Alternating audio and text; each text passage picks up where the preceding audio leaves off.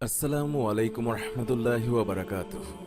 বন্ধুরা, আমরা জীবনযাত্রায় ব্যস্ত হয়ে পড়ি, দায়িত্ব পালনের জন্য ছুটে বেড়াই এখান থেকে ওখানে। দিন শেষে ক্লান্ত শরীর নিয়ে ঘরে ফিরে চোখ দুটো বন্ধ করে চলে যাই ঘুমের জগতে। আমরা কি চোখ খুলতে পারবো? যেই ভবিষ্যৎ নিয়ে আমাদের এত ভাবনা, সেই ভবিষ্যৎকে আমাদের কাছে ধরা দেবে? আগামীকালের জন্য আমাদের যে প্রস্তুতি, সেই আগামীকালকে আমাদের জীবনে কখনো আসবে? আমরা এইসব প্রশ্নের উত্তর জানি না। তবে জীবনের যে বাস্তবতার ব্যাপারে প্রত্যেকটা মানুষ নিশ্চিত, তা হচ্ছে মৃত্যু। এখানে অনিশ্চিত শুধুমাত্র সময়টা। একদিন পরিবারের কোনো সদস্য বা খুব কাছের কোনো মানুষ চোখ বন্ধ করে দিল, আর খুলতে পারল না। আপনি হতভম্ব হয়ে গেলেন যে বিশ্বাসই হচ্ছে না সেই মানুষটা সত্যি সত্যি চিরতরে আপনার কাছে থেকে চলে গেছে। অন্তরটা যেন অবশ হয়ে গিয়েছে। মরা দেহটাকে গোসল করানো হলো, দাফন করানো হলো। যে মানুষটিকে নাম ধরে ডাকতেন, মা বলতেন, বাবা বলতেন, কত আদরের নাম ধরে ডাকতেন, সেই মানুষটাকে আজ সবাই লাশ বলে সম্বোধন করছে। লাশ কাঁধে নিয়ে আপনি হাঁটা দিলেন কবরস্থানের পানে। কবর খোঁড়া হয়ে গিয়েছে। লাশ নামানোর জন্য কজন মিলে কবরে নেমে পড়লেন। বুকটা ধড়ফড় করে ওঠে। চারিদিকের মাটি যেন চেপে ধরেছে। বাকিদেরকে দেখে কিছুটা সাহস পেলেন। লাশ কবরে নামিয়ে নিলেন। এবার আপন সেই মানুষটিকে সেই অন্ধকার গর্তে রেখে আপনার উঠে আসার পালা। নিজ হাতে মাটি নিয়ে সেই মানুষটির ওপর ফেললেন। সাদা কাফনে মাটি পড়তে থাকে, পড়তেই থাকে। দেখতে দেখতে কবর ভরপুর হয়ে যায়। কারো কারো চোখে জল। আপনি সেখানে দাঁড়িয়ে আছেন। আপনার মুখ শুকিয়ে গেছে। সেই কবরের দিকে তাকিয়ে আপনি যেন নতুন করে উপলব্ধি করলেন যে মানুষটা আপনাকে ছেড়ে চলে গিয়েছে, আপনি তারই পেছনে পেছনে ছুটছেন। তিনি যেই জগতে প্রবেশ করেছেন, আপনি না চাইলেও শীঘ্রই সেই জগতেই প্রবেশ করবেন। কেমন হবে সেই দিনটি? মৃত্যুবরণ করার অভিজ্ঞতা আসলে কেমন? আল্লাহ তাআলার অশেষ রহমত, নিশ্চিত এই গন্তব্যের চিত্রটি তিনি তার রাসূলুল্লাহ সাল্লাল্লাহু আলাইহি ওয়াসাল্লামের মাধ্যমে আমাদেরকে জানিয়ে দিয়েছেন, যেন আমরা সেই দিনটির জন্য প্রস্তুতি নিতে পারি। আমাদের আজকের এই ভিডিওতে মৃত্যুবরণের অভিজ্ঞতা নিয়েই বিস্তারিত আলোচনা করব। তার জন্য ভিডিওটি না টেনে একদম শেষ পর্যন্ত মনোযোগ সহকারে দেখতে থাকুন। শুরু করছি মূল আলোচনা। বছরখানেক পার হয়ে গেল, আপনি শুয়ে আছেন হাসপাতালের বিছানায়। আপনার শ্বাস দুর্বল হয়ে যাচ্ছে। আপনার মনে পড়ছে ছোটবেলার নানান স্মৃতি, মনে পড়ছে অর্জনগুলো, মনে পড়ছে ভুলগুলো, আর অনেক বেশি আফসোস হচ্ছে যে সময়গুলো অপচয় করেছিলেন তার জন্য। যতটুকু সময় বাকি আছে তা অপচয় করা যাবে না। নিঃশব্দে ঠোঁট নেড়ে আপনি উচ্চারণ করলেন, লা ইলাহা ইল্লাল্লাহু মুহাম্মাদুর রাসূলুল্লাহ। অন্তরে আপনি জিকির করতে থাকলেন। চোখ দুটো ঘোলা হয়ে আসছে। সামনে দাঁড়িয়ে থাকা কাছের মানুষগুলো ছোটাছুটি করছে, কিন্তু আপনি তাদেরকে স্পষ্ট দেখতে পাচ্ছেন না। বরং চোখের কোনো এক অদ্ভুত আলো ধীরে ধীরে পরিষ্কার হতে লাগলো। কি সুন্দর সেই আলো! মনোরম সেই আলোয় চোখ জুড়িয়ে যাচ্ছে। এই আলো ওরা আগে জ্বালিয়ে দিল না কেন? ধীরে ধীরে আপনার নাকে ভেসে আসলো এক নতুন ঘ্রাণ। এটা কি কোনো ফুলের গন্ধ, নাকি কোনো সুগন্ধি? এক অদ্ভুত ভালো লাগা আপনার মধ্যে ছড়িয়ে পড়েছে, আর আপনার সব শারীরিক কষ্ট দূর হয়ে যাচ্ছে। এরপর আপনাকে পুরোপুরি চমকে দিয়ে একদল মানুষ আপনার দিকে ভেসে আসে। কিন্তু কই, ওরা তো মানুষ না। তাদের মুখগুলো এত উজ্জ্বল যেন সূর্যকেও হার মানায়। আপনার মনে পড়ে গেল রাসূলুল্লাহ সাল্লাল্লাহু আলাইহি ওয়াসাল্লামের সেই হাদিস, এবং আপনি বুঝতে পারলেন এরাই হচ্ছে সেই ফেরেশতাদের দল যারা আপনাকে আপনার নতুন দুনিয়াতে স্বাগত জানাতে এসেছে। কিছুক্ষণের মধ্যেই যেন পুরো ঘরটা ফেরেশতাদের নূর দিয়ে ভরে গেল। আপনি যেদিকেই তাকাচ্ছেন যেন অগণিত ফেরেশতা ছাড়া আর কিছুই দেখতে পাচ্ছেন না। এরপর একজন ফেরেশতা আপনার একদম কাছে এগিয়ে আসে। আপনি বুঝতে পারেন তিনিই হচ্ছেন মালাকুল মউত বা মৃত্যুর ফেরেশতা। তিনি আপনার মাথার কাছে এসে অত্যন্ত শ্রদ্ধা ভরে বললেন, হে পবিত্র আত্মা, আল্লাহর ক্ষমার জগতে, আল্লাহ তাআলার সন্তুষ্টির জগতে বেরিয়ে এসো। আপনি যেন সেই আহ্বানেরই অপেক্ষা করছিলেন জন্ম থেকে। আপনি এত সহজে এত দ্রুত দেহ থেকে বেরিয়ে এলেন যেন এক পাত্র থেকে অন্য পাত্রে পানি ঢালা হলো। এবং ফেরেশতাদের উচ্ছ্বাস দেখে মনে হল আপনার সন্তান জন্ম হওয়ার সময়টির কথা। যখন শিশুটি জন্ম নিয়েছিল, প্রত্যেকটি মানুষের মুখে ছিল উচ্ছ্বাস এবং ভালোবাসা। সবাই তাকে কোলে নেওয়ার জন্য ব্যস্ত হয়ে গিয়েছিল। আজ আপনি যখন আপনার দেহ থেকে বেরিয়ে এলেন, সব ফেরেশতা যেন সেই রকমই উচ্ছ্বাসিত। আপনাকে কোলে নেওয়ার জন্য তারা প্রতিযোগিতা করতে লাগলো। তারা আপনাকে এক স্বর্গীয় কাপড়ে আবরণ দিয়ে অপূর্ব সুন্দর সুগন্ধি লাগিয়ে আপনাকে নিয়ে চলল আসমানের দিকে। আপনি যেন আলোর বেগে আকাশ পাড়ে দিতে লাগলেন। আপনাকে ঘিরে রয়েছে অগণিত ফেরেশতা। আপনি বিভিন্ন ফেরেশতাদের দল পার করতে লাগলেন।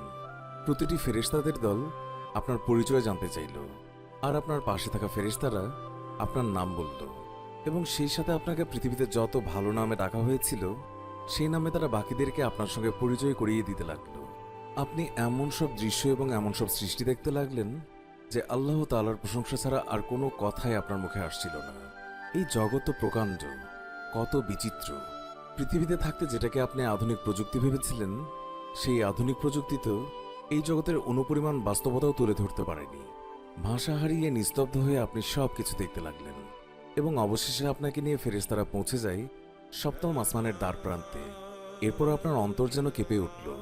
আপনি সারা জীবন যেই সত্তার কাছে আপনার মনের সব আকাঙ্ক্ষাগুলো বলে এসেছিলেন, যেই সত্তা তার অসীম রহমত এবং ভালোবাসার মাধ্যমে আপনার সাথে কথা বলেছিল, আর আজ সেই রাব্বুল আলামিনের কণ্ঠ আপনি সরাসরি শুনতে পেলেন, এবং তিনি আপনার প্রশংসা করে অসীম মমতা ভরা কণ্ঠে বললেন, আমার আব্দের বই ইল্লিয়েনে উঠিয়ে রাখো, আর তাকে পৃথিবীতে ফিরিয়ে নাও। আমি তাকে মাটি থেকে সৃষ্টি করেছি এবং তাকে মাটিতেই ফিরিয়ে দিচ্ছি, এবং একদিন আবারও তাকে মাটি থেকেই বের করে আনব। আল্লাহ তাআলার কণ্ঠ শুনে আপনার মতো পাপী বান্দার তার যে দয়া এবং ভালোবাসা সুস্পষ্ট প্রকাশ পেল, তা শুনে যেন আপনার পুরো সত্তা অপার উল্লাসে আলোকিত হয়ে উঠল। ফেরেশতারা আপনাকে আবারও পৃথিবীতে ফিরিয়ে নিতে লাগলো, কিন্তু আপনি যেন আপনার রবের সেই মায়াভরা কণ্ঠ ছাড়া আর কিছু নিয়েই ভাবতে পারছেন না। অবশেষে আপনি ফিরে এলেন দুনিয়াতে। ততক্ষণে আপনার মরদেহ কবরে শুইয়ে দেয়া হয়েছে। আপনাকে সেই কবরেই ফিরিয়ে দেয়া হলো আনন্দময় যাত্রা শেষে। এবার কবরের জীবনের বাস্তবতা নিয়ে ভাবতে লাগলেন আপনি কতটা সৌভাগ্যবান, আপনার রব কতটা দয়াশীল, যার রহমত ব্যতীত এমন আনন্দের অভিজ্ঞতা কখনোই সম্ভব হতো না। আপনার মনে পড়ে গেল আপনার হাবিব সাল্লাল্লাহু আলাইহি ওয়াসাল্লামের সেই হাদিসটি, এবং আপনার মনে পড়ে গেল আজ আপনি ঈমান নিয়ে মৃত্যুবরণ না করলে আপনার পরিণতি কেমন হতে পারত। অবিশ্বাসী হয়ে মৃত্যুবরণ করলে আপনার কাছে মালাকুল মউত এবং তার সাথীরা আসতো ভয়ঙ্কর রূপ নিয়ে। তাদেরকে দেখা মাত্রই আপনি তাদের কাছ থেকে পালাতে চাইতেন, কিন্তু পালানোর কোনো সুযোগ থাকতো না। মালাকুল মউত এগিয়ে আসতো আপনার কাছে আর ঘৃণাভরা কণ্ঠে বলতো, হে অশুভ আত্মা, বের হয়ে আয়, এই অশুভ শরীর থেকে বের হয়ে আয়, তোর জন্য শাস্তি অপেক্ষা করছে। এবং সে এমন ভয়ানক কথা বলতো, আপনার শাস্তির কথা না বললেও সেই আত্মা বের হতো না। আপনার মৃতপ্রায় শরীরকে আঁকড়ে ধরে রাখত, এবং তখন মালাকুল মউত তিনি এমনভাবে আপনার আত্মাটাকে টেনে হিঁচড়ে আপনার শরীর থেকে বের করে আনত, যেমনটা ঘন কাঁটাযুক্ত ডালের মধ্যে থেকে তুলো বের করে আনা হয়। এবং আপনার আত্মা বের হয়ে যাওয়ার সাথে সাথে বাকি ফেরেশতারাও আপনাকে ধিক্কার জানাতে থাকত। আপনাকে নিয়ে আসমান পাড়ি দেওয়ার সময় যখন প্রথম আসমানের দ্বারে পৌঁছাতেন, সেই আসমান আপনার জন্য খুলে দেয়া হতো না, এবং আপনি আল্লাহ তাআলার কণ্ঠ শুনতে পেতেন। কিন্তু সেই কণ্ঠ হতো রাগান্বিত এক কণ্ঠ, এবং তিনি বলতেন, ওর বই সিজ্জিনে নামিয়ে রাখো, এবং আপনাকে এই প্রথম আসমানের দ্বার প্রান্তে থেকে ছুঁড়ে ফেলা হতো পৃথিবীতে কবরের দিকে। সেই ভয়ঙ্কর পরিণতি আপনার হয়নি। অসীম কৃতজ্ঞতায় আপনার অন্তরটা ভরে যায়। আপনি সেই কবরের ভেতর থেকে শুনতে পান আপনার কাছের মানুষরা কবর দেয়া শেষ করে ধীরে ধীরে চলে যায়। আপনি প্রথমবারের মতো একা হয়ে পড়েন, অন্ধকার কবরে পুরোপুরি নিঃসঙ্গ, এবং তখনই আপনাকে উঠিয়ে বসানো হয়। সেই সময় আপনার সাথে সাক্ষাৎ করতে আসে দেখতে ভয়ঙ্কর দুইজন ফেরেশতা। আপনি জানতেন এখন প্রশ্নোত্তরের পালা, এবং ঠিকমতো জবাব দিতে পারলেই আর কোনোই ভয় নেই। মৃত্যুর পর মরদেহকে যেখানেই রাখা হোক না কেন, কিংবা যেভাবেই রাখা হোক না কেন, সে কবরের অধিবাসী হয়ে যায়। বদকার হলে তার উপর আযাব শুরু হয়ে যায়, আর নেককার হলে তার জন্য জান্নাতের আরাম আয়েশের ব্যবস্থা করা হয়। কবর মূলত কোনো গর্তের নাম নয়, এবং লাশকে যেখানেই দাফন করা হবে সেটাই তার কবর। আযাব শুরু হয় রুহের ওপর, আর দেহ সেই আযাবের কষ্ট ভোগ করতে থাকে। তাই দেহ জ্বলে পুড়ে ছাই হয়ে গেলেও রুহের ওপর কবরের আযাব হতে কোনো বাধা নেই। আর কবরের আযাব হওয়ার জন্য লাশ অবিকৃত অবস্থায় বাকি থাকা জরুরি নয়, বরং আল্লাহ তাআলা যেমন প্রথমে অত্যন্ত সহজভাবে দেহ সৃষ্টি করেছেন, তেমনি লাশের বর্তমান দেহ জ্বলে পুড়ে ভস্ম হয়ে গেলেও ওই ব্যক্তির দেহকে পুনরায় নতুনভাবে সৃষ্টি করে আল্লাহ তাআলা শাস্তি দেবেন। এসব তো সবারই জানা। চলুন আমাদের গত পর্বের শেষ থেকে শুরু করি। ঘুম থেকে ওঠার পর স্বপ্নের জগৎকে যেমন ঝাপসা মনে হয়, বাস্তবকে মনে হয় আসল সত্য। মৃত্যুর পর আপনার মনে হচ্ছে পুরো জীবনটাই ছিল আপনার স্বপ্ন, যা আপনি ঘুমন্ত অবস্থায় কাটিয়েছেন। ফেরেশতাদের সাথে অলৌকিক সব অভিজ্ঞতার পর এখন আপনি ফিরে এসেছেন আপনার কবরে। আপনাকে মাটি দেয়া হয়ে গেছে। আপনি শুনতে পাচ্ছেন আপনার কাছের মানুষরা দোয়া করছে, জিকির করছে। আপনাকে তারা ছাড়তে চাচ্ছে না, কিন্তু আপনিও জানেন, তারাও জানে যে তাদেরকে ফিরে যেতে হবে। প্রত্যেক মানুষকে তার ব্যক্তিগত পথ পাড়ি দিতেই হবে। কবরস্থান থেকে প্রস্থান করা শেষ মানুষটির পদধ্বনি আপনার কানে পৌঁছায়। এরপর সব নিশ্চুপ। একটি মুহূর্ত পার হলো, আপনার সারাদিন পার হলো, কিন্তু বোঝা গেল না, কারণ এই জগতের সময়ের হিসাব মেলানো কষ্ট। হঠাৎ করে আপনি অনুভব করলেন আপনার কবরটা ছোট হয়ে আসছে। মাটি আপনাকে চেপে ধরছে। চিৎকার করার আগে মাটি আপনাকে এমনভাবে চেপে ধরল, আপনার মনে হলো আপনার দেহের প্রত্যেকটি অঙ্গ মিলেমিশে একাকার হয়ে যাচ্ছে। এরপরেই আপনাকে মাটি ছেড়ে দিল। এটাই কি কবরের আযাব ছিল? আপনি কি শাস্তি পাওয়া মানুষের দলে? আপনার মনে পড়ল রাসূলুল্লাহ সাল্লাল্লাহু আলাইহি ওয়াসাল্লামের সেই কথাগুলো। তিনি বলেছিলেন, যদি মাটির আযাব থেকে কেউ বাঁচত, তাহলে সে হতো সাদ ইবনে মুয়াজ রাদিয়াল্লাহু তাআলা আনহু। যেই সাদ ইবনে মুয়াজের মৃত্যুতে আল্লাহ তাআলার আরশ কেঁপে উঠেছিল।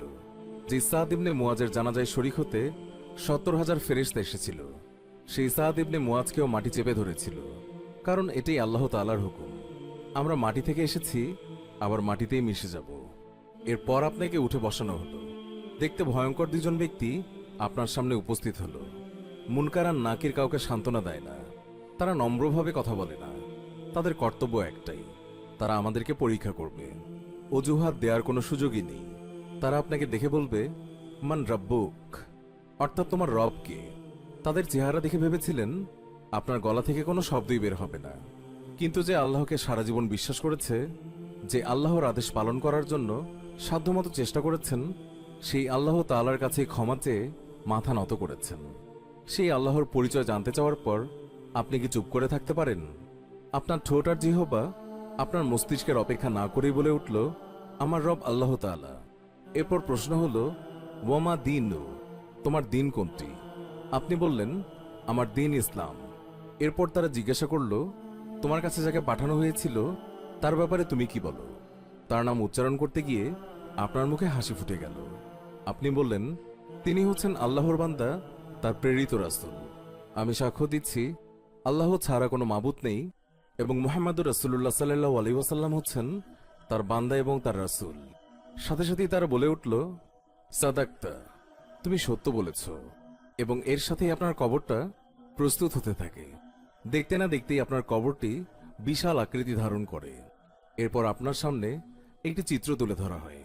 এটা কি কোনো ভিডিও, নাকি তার চেয়েও আধুনিক কোনো প্রযুক্তি, তা আপনার জানা নেই।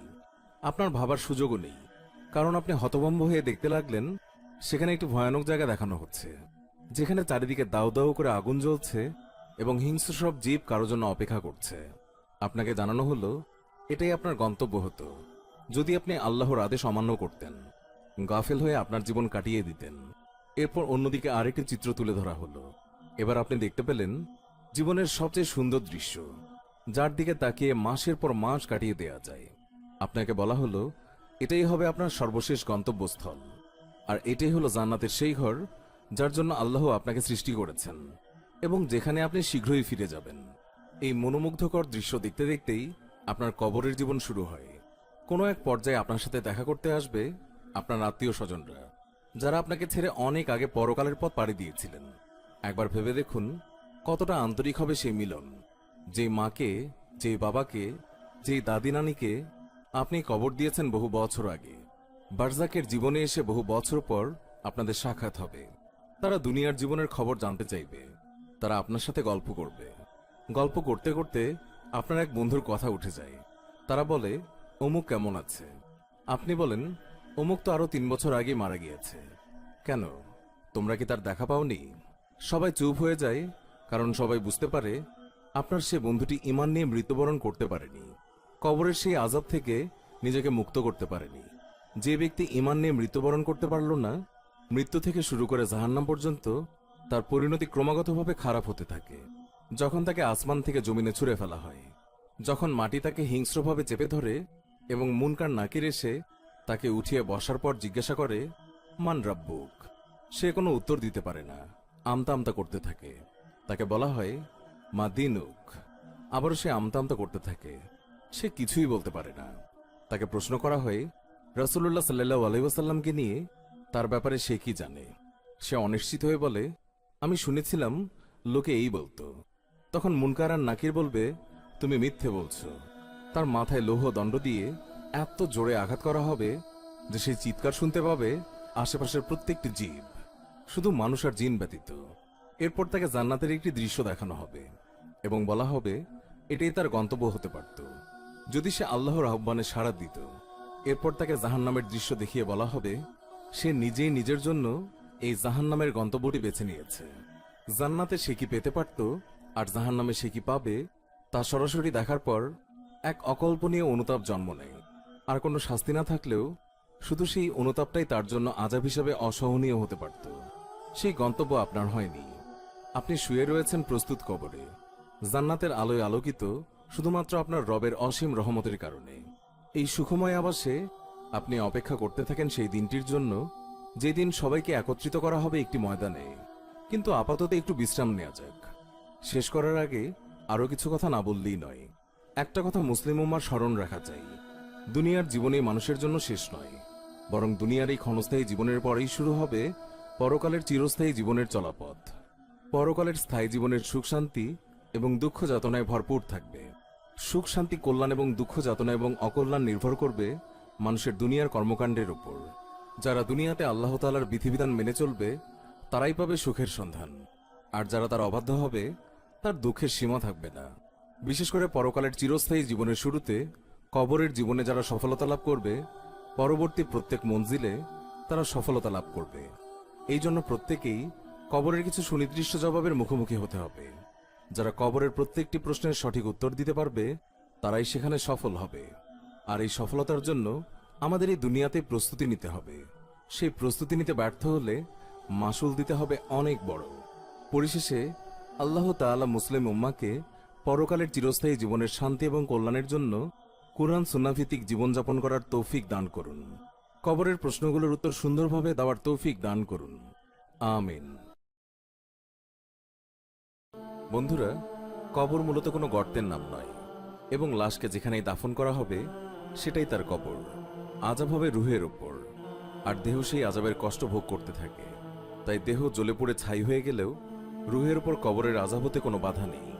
আর কবরের আযাব হওয়ার জন্য লাশ অবিকৃত অবস্থায় বাকি থাকা জরুরিও নয়, বরং আল্লাহ তাআলা যেমন প্রথমে অত্যন্ত সহজভাবে দেহ সৃষ্টি করেছেন, তেমনি লাশের বর্তমান দেহ জ্বলে পুড়ে ভস্ম হয়ে গেলেও ওই ব্যক্তির দেহকে পুনরায় নতুনভাবে সৃষ্টি করে আল্লাহ তাআলা শাস্তি দেবেন। যাই হোক, আমাদের ধারাবাহিক পর্বগুলোর আলোচনা অনুযায়ী আপনি কবরের আযাবের শিকার হবার কথা নয়। আপনার জান্নাতের দরজা খুলে দেয়া হয়েছে, আপনার কবর প্রশস্ত করে দেয়া হয়েছে। আপনার কবরে বইছে সুমধুর বাতাস। পৃথিবীর সবচেয়ে সুন্দরতম সাগরের পাড়ে বসে যতটুকু ভালো লাগতো তার চেয়ে অনেক গুণ বেশি ভালো লাগায় আপনার অন্তর তৃপ্ত করবে আপনাকে। আপনার প্রতি আল্লাহর অসীম অনুগ্রহের কথা স্মরণ করতে করতে আপনি ভাবতে থাকেন সেই সব কবরবাসীর কথা, যাদের পরিস্থিতি আপনার চেয়ে অনেকটাই ভিন্ন। আপনার মনে পড়ে যায় রাসূলুল্লাহ সাল্লাল্লাহু আলাইহি ওয়াসাল্লামের সেই কথা। তিনি কবরের বিভিন্ন ধরনের আযাবের কিছু বিবরণ দিয়ে গিয়েছেন। বুখারীর হাদিসে আছে, একদিন রাসূলুল্লাহ সাল্লাল্লাহু আলাইহি ওয়াসাল্লাম স্বপ্নের মাধ্যমে কবরের আযাবের কিছু দৃশ্য দেখেছিলেন, যা তিনি আমাদের শেখানোর উদ্দেশ্যে বর্ণনা করেছিলেন। রাসূলুল্লাহ সাল্লাল্লাহু আলাইহি ওয়াসাল্লাম দেখলেন দুইজন লোক এসে তার দুই হাত ধরে জেরুজালেমের দিকে নিয়ে যাচ্ছে। হঠাৎ তিনি দুইজনকে দেখতে পেলেন। এক ব্যক্তি বসে আছে আর আরেক ব্যক্তি লোহার আঁকড়া হাতে দাঁড়িয়ে থাকা সেই ব্যক্তিটি লোহার আঁকড়াটি নিয়ে বসে থাকা ব্যক্তিটির মুখের ভিতর ঢুকিয়ে দিচ্ছিল এবং এমনভাবে টেনে বের করছিল যে সেই ব্যক্তির এক পাশের গাল পুরো ছিঁড়ে বেরিয়ে যাচ্ছিল। এরপর সে একইভাবে অন্য পাশে আঘাত করছিল, কিন্তু তৎক্ষণাৎ অন্য গালটি আবার ঠিক হয়ে যাচ্ছিল। রাসূলুল্লাহ সাল্লাল্লাহু আলাইহি ওয়াসাল্লাম জানতে চাইলেন এইসব কেন হচ্ছে। তখন তার সাথী ফেরেশতা বলল, চলুন চলুন, অর্থাৎ ব্যাখ্যা পরে হবে। এরপর তিনি চিত হয়ে শুয়ে থাকা এক ব্যক্তির পাশে এসে উপস্থিত হলেন। তার মাথার কাছে পাথর হাতে এক ব্যক্তি দাঁড়িয়ে পাথরটি দিয়ে তার মাথা চূর্ণ বিচূর্ণ করে দিচ্ছিল। নিক্ষিপ্ত পাথরটি দূরে গড়িয়ে যাওয়ার ফলে শুয়ে থাকা ব্যক্তির কাছে তা ফিরে আসতে আসতেই তার মাথা আবার আগের মতো জোড়া লেগে যাচ্ছিল। এইভাবে বারবার তার মাথা ভেঙে চুরমার হতে লাগলো। রাসূলুল্লাহ সাল্লাল্লাহু আলাইহি ওয়াসাল্লাম আবারও জিজ্ঞাসা করলেন, এই লোকটিকে? ফেরেশতারা আবারও বললেন, চলুন চলুন, অর্থাৎ ব্যাখ্যা পরে হবে। এরপর তার একটি গর্তে পৌঁছালেন, যা অনেকটা তন্দুরের মতো। গর্তের ভিতরে আগুন জ্বলছিল এবং সেই গর্তে ছিল অসংখ্য উলঙ্গ নরনারী। আগুনটা নিচ থেকে তাদের কাছে ধেয়ে আসছিল আর তারা জোরে জোরে চিৎকার করছিল। আবারও রাসূলুল্লাহ সাল্লাল্লাহু আলাইহি ওয়াসাল্লাম তাদেরকে প্রশ্ন করলেন, আর ফেরেশতারাও বললেন, চলুন চলুন, অর্থাৎ পরে ব্যাখ্যা হবে। এরপর তারা একটি নদীর কাছে এসে হাজির হলেন যেখান দিয়ে বয়ে চলছিল রক্ত। সেই রক্তের নদীর মাঝখানে দাঁড়ানো ছিল এক লোক। সেই নদীর তীরে একজন দাঁড়িয়েছিল আর তার সামনে ছিল একটি পাথর। নদীর মাঝখানের ব্যক্তিটি নদী থেকে বের হয়ে আসার জন্য অগ্রসর হলেই তীরে দাঁড়ানো লোকটি সেই ব্যক্তির মুখ বরাবর পাথর নিক্ষেপ করছিল। এতে সে আগের জায়গায় ফিরে যাচ্ছিল। এমনভাবে সে যতবার তীরে আসার চেষ্টা করে ঠিক ততবারই তীরে থাকা লোকটি তার মুখ বরাবর পাথর নিক্ষেপ করে তাকে দূরে যেতে বাধ্য করে। এরপর নবীজি সাল্লাল্লাহু আলাইহি ওয়াসাল্লাম আরও কিছু বিস্ময়কর দৃশ্য দেখেছিলেন এবং সবশেষে আবারও তিনি যা যা দেখেছিলেন সেগুলোর ব্যাখ্যা জানতে চাইলেন। তখন ফেরেশতারা বলল, আপনি প্রথমে যে ব্যক্তির গাল ছিঁড়ে ফেলার দৃশ্য দেখলেন সে একজন মিথ্যেবাদী। সে মিথ্যে কথা বলে বেড়াত। তার বলা মিথ্যে কথা ক্রমাগত বর্ণিত হয়ে দূর দূরান্তে পৌঁছে যেত। কিয়ামত পর্যন্ত সে কবরে এইভাবেই শাস্তি পেয়ে যাবে। যেই ব্যক্তিকে পাথর মেরে মাথা ভেঙে ফেলা হচ্ছিল সে এমন এক ব্যক্তি যাকে আল্লাহ তাআলা কোরআনের শিক্ষা দান করেছিলেন, কিন্তু সে রাতের বেলায় কোরআন না পড়েই ঘুমিয়ে যেত এবং দিনের বেলায় কোরআন অনুযায়ী আমল করত না। সে হলো এক গাফেল। সেও কিয়ামত পর্যন্ত এভাবেই শাস্তি পেতে থাকবে। গর্তের মধ্যে যাদের আপনি দেখেছিলেন তারা ছিল ব্যভিচারী, আর রক্তের নদীতে আপনি যাকে দেখলেন সে ছিল সুদখোর। বুখারী এবং মুসলিমের হাদিসে আছে, রাসূলুল্লাহ সাল্লাল্লাহু আলাইহি ওয়াসাল্লাম দুটি কবরের পাশ দিয়ে যাওয়ার সময় বললেন, এই দুই কবরবাসীদের শাস্তি দেয়া হচ্ছে, কিন্তু তারা এমন পাপের জন্য শাস্তি পাচ্ছে যা থেকে বিরত থাকা তেমন কষ্টের ছিল না। একজন অন্যের ব্যাপারে নামিমা অর্থাৎ মিথ্যে গল্প রটিয়ে বেড়াত, আর অন্যজন প্রকৃতিটাকে সাড়া দেবার পর নিজেকে ঠিকভাবে ধুয়ে ফেলত না। বারজাখের জীবনে চুরি করার শাস্তিও বেশ ভয়ানক। বুখারী এবং মুসলিমের আরেকটি হাদিসে বর্ণিত হয়েছে, খাইবারের যুদ্ধে রিফাইয়া বানজাইদ নামে একজন দাস শহীদ হন। বাকি সাহাবীরা তার প্রশংসা করে বলছিলেন, সে তো শহীদের মর্যাদা পেয়ে গেল। তখন রাসূলুল্লাহ সাল্লাল্লাহু আলাইহি ওয়াসাল্লাম বললেন, সে শহীদ হওয়া সত্ত্বেও এই মুহূর্তে শাস্তি পাচ্ছে। একদিন সে একটি ছোট্ট কাপড় চুরি করেছিল। সেই কাপড় এই মুহূর্তে আগুন হয়ে তাকে জ্বালিয়ে দিচ্ছে। রাসূলুল্লাহ সাল্লাল্লাহু আলাইহি ওয়াসাল্লাম তার ইসরা ও মেরাজের যাত্রায় একদল লোকদেরকে দেখেছিলেন যাদের ঠোঁট আগুনের কাঁচি দিয়ে কেটে ফেলা হচ্ছিল। জিবরাইল আলাইহিস সালাম বলেছিলেন, তারা আপনার উম্মতকে ভালো কাজ করার পরামর্শ দিত, কিন্তু নিজেরাই সেই ভালো কাজগুলো করত না। তারা কোরআন পড়ত কিন্তু বুঝত না। রাসূলুল্লাহ সাল্লাল্লাহু আলাইহি ওয়াসাল্লাম বলেছেন, কবর হচ্ছে আখিরাতের প্রথম মাটি।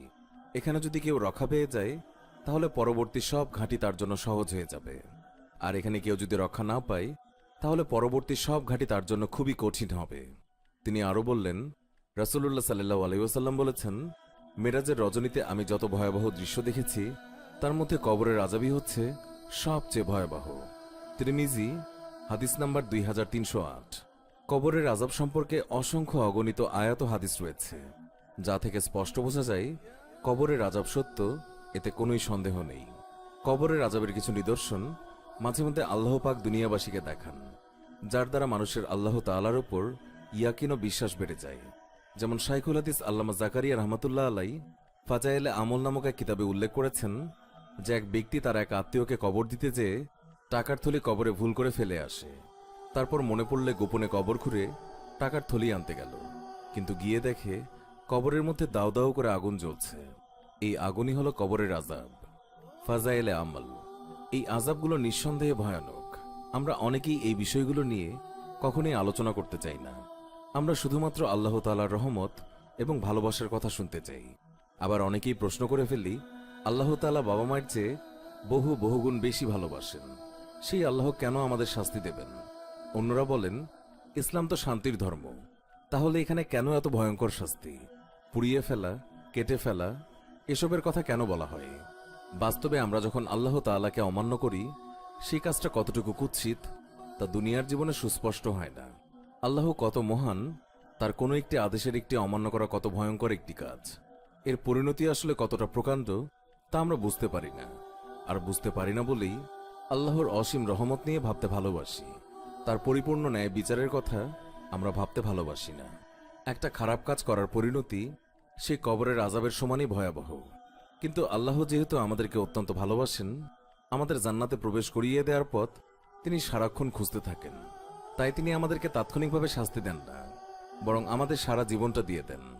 ফিরে আসার আহ্বান দিতে থাকেন, বিভিন্নভাবে আমাদেরকে ডাকতে থাকেন, আর ফিরে আসা মাত্রই আমাদেরকে ক্ষমা করে দেন। এরপরেও যখন আমরা তার আহ্বান প্রত্যাখ্যান করতেই থাকি, তিনি আমাদের পবিত্র বার্তা পাঠিয়ে জানিয়ে দেন আমরা আমাদের নিজেদেরকে কত ভয়ানক পরিণতির দিকে ঠেলে দিচ্ছি। অথচ আমরা সেই পরিণতির ভয়াবহতা থেকে শিক্ষা না নিয়ে আমরা বলি, আমাকে কেন এত ভয়ঙ্কর কথা শোনানো হচ্ছে, এত শাস্তি, এত কষ্টের চিত্র কেন তুলে ধরা হচ্ছে। এই চিত্র তুলে ধরার পেছনেই যে এক অসীম মমতা রয়েছে অসীম রহমত, তা আমরা বুঝতেই চাই না। তবে একটা দিন আসবে যেদিন প্রত্যেকটা মানুষ সত্যকে বুঝতে পারবে, বাস্তবতা তার পূর্ণাঙ্গ রূপ ধারণ করে মানবজাতির সামনে হাজির হবে। সেই দিনটি হচ্ছে কিয়ামতের দিবস, বিচার দিবস। কিয়ামতের দিবস, যে দিনটি হবে মানবজাতির জন্য সবচেয়ে কঠিন দিন, যেই দিন ক্ষুদ্রতম বিষয়গুলো মেপে দেখা হবে, ফয়সালা করা হবে। আর তাই তো এই দিনটিকে পবিত্র কোরআনে বিশেষভাবে জোর দেওয়া হয়েছে। কয়েক পৃষ্ঠা পরপরই সেই কথাগুলোই আমাদেরকে মনে করিয়ে দেওয়া হয়েছে। তারপরও সেই দিনটি নিয়ে আমরা কতটুকু ভাবার সময় পাই। কিন্তু ভাবতে হবে, ভাবার সময় বের করতে হবে। কিয়ামত সংঘটিত হওয়ার আগে কিছু নিদর্শন দেখা যাবে। হযরত জিবরাইল আলাইহিসসালাম মহানবী সাল্লাল্লাহু আলাইহি ওয়াসাল্লাম থেকে কিয়ামতের কিছু আলামত জানতে চাইলে তিনি বলেছেন, কিয়ামতের একটি আলামত হলো দাসী তার মনিবকে প্রসব করবে, অর্থাৎ ছোট লোকের ঘরে বড়লোক জন্মগ্রহণ করবে।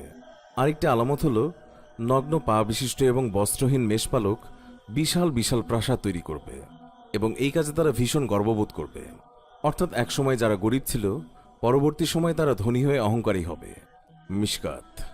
সব মিলিয়ে বাস্তবতা হচ্ছে আমরা শেষ জামানায় বাস করছি, কিয়ামত ঘনিয়ে আসছে।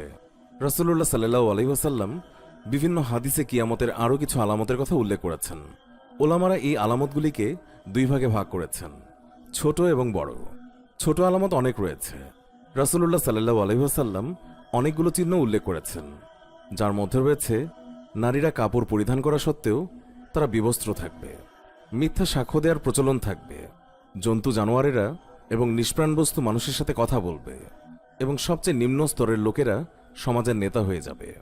হত্যাকাণ্ড এমনভাবে বৃদ্ধি পাবে যে যেই ব্যক্তি হত্যা করছে এবং যাকে হত্যা করা হচ্ছে, দুইজনের একজনও জানবে না যে হত্যার উদ্দেশ্যটা আসলে কী ছিল। মানুষের মধ্যে পরস্পরের ওপর বিশ্বাস উঠে যাবে। সুদ এমনভাবে বৃদ্ধি পাবে কোনো ব্যক্তি এর থেকে পুরোপুরি মুক্ত হতে পারবে না। মদ্যপান বেড়ে যাবে, জেনা বেড়ে যাবে, আরও বেড়ে যাবে ভূমিকম্প। এছাড়াও কিয়ামতের আরও অনেক ছোট আলামত আমরা বিভিন্ন হাদিসে পেয়ে থাকি। তার মধ্যে যেই আলামতটি আমাদের স্মরণ করিয়ে দেয় কিয়ামত খুবই কাছে, সেটি হলো রাসূলুল্লাহ সাল্লাল্লাহু আলাইহি ওয়াসাল্লামের মৃত্যু। 1400 বছর আগে ঘটে যাওয়া একটি ঘটনা যখন একটি সুস্পষ্ট নিদর্শন হিসেবে উল্লেখ করা হয়েছে, আমরা বুঝতে পারি আমরা কিয়ামতের এত কাছে চলে এসেছি। ছোট আলামতগুলোর সংখ্যা জানা না থাকলেও কিয়ামতের বড় আলামতগুলো হচ্ছে 10টি। প্রথমত, দাজ্জালের আবির্ভাব। কিয়ামতের আগে মানুষকে গোমরাহ করার জন্য পূর্ব দিক থেকে দাজ্জালের আবির্ভাব ঘটবে। মক্কা মদিনা ছাড়া সে সর্বত্র বিচরণ করবে। দাজ্জালের মাধ্যমে মানুষ দলে দলে গোমরাহ হয়ে যাবে, তবে খাস ইমানদাররা তাকে চিনতে পারবে। তার দুই চোখের মাঝখানে কাফের লেখা থাকবে এবং ডান চক্ষু টেরা থাকবে। মহানবী সাল্লাল্লাহু আলাইহি ওয়াসাল্লাম বলেন, সমস্ত নবী রাসূলই তাদের উম্মতকে দাজ্জালের ভয় দেখিয়েছেন, তবে আমি তার সম্পর্কে বলছি, তার ডান চক্ষু টেরা, তোমাদের প্রভু টেরা নন। বুখারী হাদিস নাম্বার 7408। মহানবী সাল্লাল্লাহু আলাইহি ওয়াসাল্লাম বলেছেন, দাজ্জালের সময়কাল হবে 40। হাদিস বর্ণনাকারী ইবনে আমর রাদিয়াল্লাহু তাআলা আনহু বলেন, আমরা জানি না 40 দ্বারা কি 40 মাস নাকি 40 বছর বোঝানো হয়েছে। হযরত নওয়াস ইবনে সামান রাদিয়াল্লাহু তাআলা আনহু থেকে বর্ণিত হয়েছে যে 40-এর প্রথম দিন হবে 1 বছর, দ্বিতীয় দিন হবে 1 মাস, তৃতীয় দিন হবে 1 সপ্তাহ, অবশিষ্ট 37 দিন হবে আমাদের দিনের মতো। মোট 365 যোগ 30 যোগ 7 যোগ 37 সমান 439 দিন। পৃথিবীর ধন সম্পদ দাজ্জালের কুক্ষিগত থাকবে, তার আদেশে বৃষ্টি হবে এবং জমিন থেকে ফসল উৎপন্ন হবে। দ্বিতীয়ত, হযরত ঈসা আলাইহিসসালামের আগমন। হযরত ঈসা আলাইহিসসালাম কিয়ামতের আগে হযরত মুহাম্মদ সাল্লাল্লাহু আলাইহি ওয়াসাল্লামের উম্মত হিসেবে পৃথিবীতে আগমন করবেন। তিনি দাজ্জালকে হত্যা করবেন। তার আগমনের পর পৃথিবীতে ইনসাফ ও শান্তি প্রতিষ্ঠিত হবে। এরপর তার ওফাত হবে। এক বর্ণনা মতে তাকে রাসূলুল্লাহ সাল্লাল্লাহু আলাইহি ওয়াসাল্লামের রওজা মুবারকের পাশে সমাহিত করা হবে। তৃতীয়ত, ইয়াজুজ ও মাজুদের আবির্ভাব। কিয়ামতের আগে হযরত নূহ আলাইহিস সালামের পুত্র ইয়াফাসের বংশে ইয়াজুজ এবং মাজুজের আবির্ভাব হবে। মহান আল্লাহ তাআলা ইরশাদ করেছেন, তারা বর্বর, নিষ্ঠুর এবং জালিম প্রকৃতির। তাদেরকে জুলকারনাইনের প্রাচীর দ্বারা আবদ্ধ করে রাখা হয়েছে। কিয়ামতের নিকটবর্তী সময়ে তারা প্রাচীর ভেঙে সমতল ভূমিতে চলে এসে লুটতরাজ এবং হত্যাযজ্ঞ চালাবে। এদের রোধ করার ক্ষমতা কারও থাকবে না। কিয়ামতের আগে কিছু বড় ধরনের প্রাকৃতিক নিদর্শনও দেখা যাবে। সূর্য পশ্চিম দিক থেকে উদয় হবে, 3টি প্রকাণ্ড ভূমিকম্প হবে। এর একটি হবে পূর্বাঞ্চলে, একটি পশ্চিমে, আর আরেকটি হবে আরব অঞ্চলে। আরেকটি প্রাকৃতিক আলামত হবে, 40 দিনের জন্য একটি গাঢ় ধোঁয়ায় গোটা পৃথিবী ছেয়ে যাবে। এতে বিশ্বাসী এবং অবিশ্বাসী নির্বিশেষে প্রত্যেকে আক্রান্ত হবে। এই ধোঁয়ার ব্যাপারে আল্লাহ তাআলা বলেছেন, আরব উপদ্বীপের ভূমিকম্প ছাড়াও আরেকটি বড় নিদর্শন হল দাব্বাতুল আর্দ বা দানবের আগমন, এবং সেই দানব মাটি থেকে উঠে আসবে। তাকে আল্লাহ কথা বলার ক্ষমতা দেবেন এবং সেই মুমিন এবং অবিশ্বাসীদেরকে চিহ্নিত করে দেবে। কিয়ামতের আগের সর্বশেষ আলামত হচ্ছে, ইয়েমেন অঞ্চল থেকে এক প্রকাণ্ড আগুন শুরু হবে, যা ছড়িয়ে পড়বে পৃথিবী জুড়ে। এই আগুন পৃথিবীতে অবশিষ্ট সকল মানুষকে একটি প্রান্তরে নিয়ে আসবে। এই শেষ নিদর্শনের পর আরম্ভ হবে কিয়ামত। কিয়ামত শুরু হবে হঠাৎ করে। যে দুজন ব্যক্তি কোনো লেনদেন করছিল, তারা লেনদেন শেষ করার সুযোগ পাবে না। যে ব্যক্তি ঘরে দুধ নিয়ে যাচ্ছিল, সে সেই দুধের স্বাদ পাবে না। যেই ব্যক্তি মুখে খাবার তুলছিল, সে সেই খাবার মুখে দিতে পারবে না। যারা কোনো বিষয় নিয়ে আলোচনা করছিল, তারা তাদের আলোচনাও শেষ করার সময় পাবে না। কেউ কারো পরিবার পরিজনকে সতর্ক করার কোনোভাবেই সুযোগ পাবে না। হঠাৎ করেই ইসরাফিল আলাইহিসসালামের সিঙ্গার শব্দে দুনিয়া প্রকম্পিত করে আরম্ভ হয়ে যাবে কিয়ামত। এই শব্দের সাথে সাথে আসমান এবং জমিনের প্রত্যেকটি সৃষ্টি একসঙ্গে মৃত্যুবরণ করবে, শুধু আল্লাহ নির্ধারিত কয়েকজন ব্যতীত।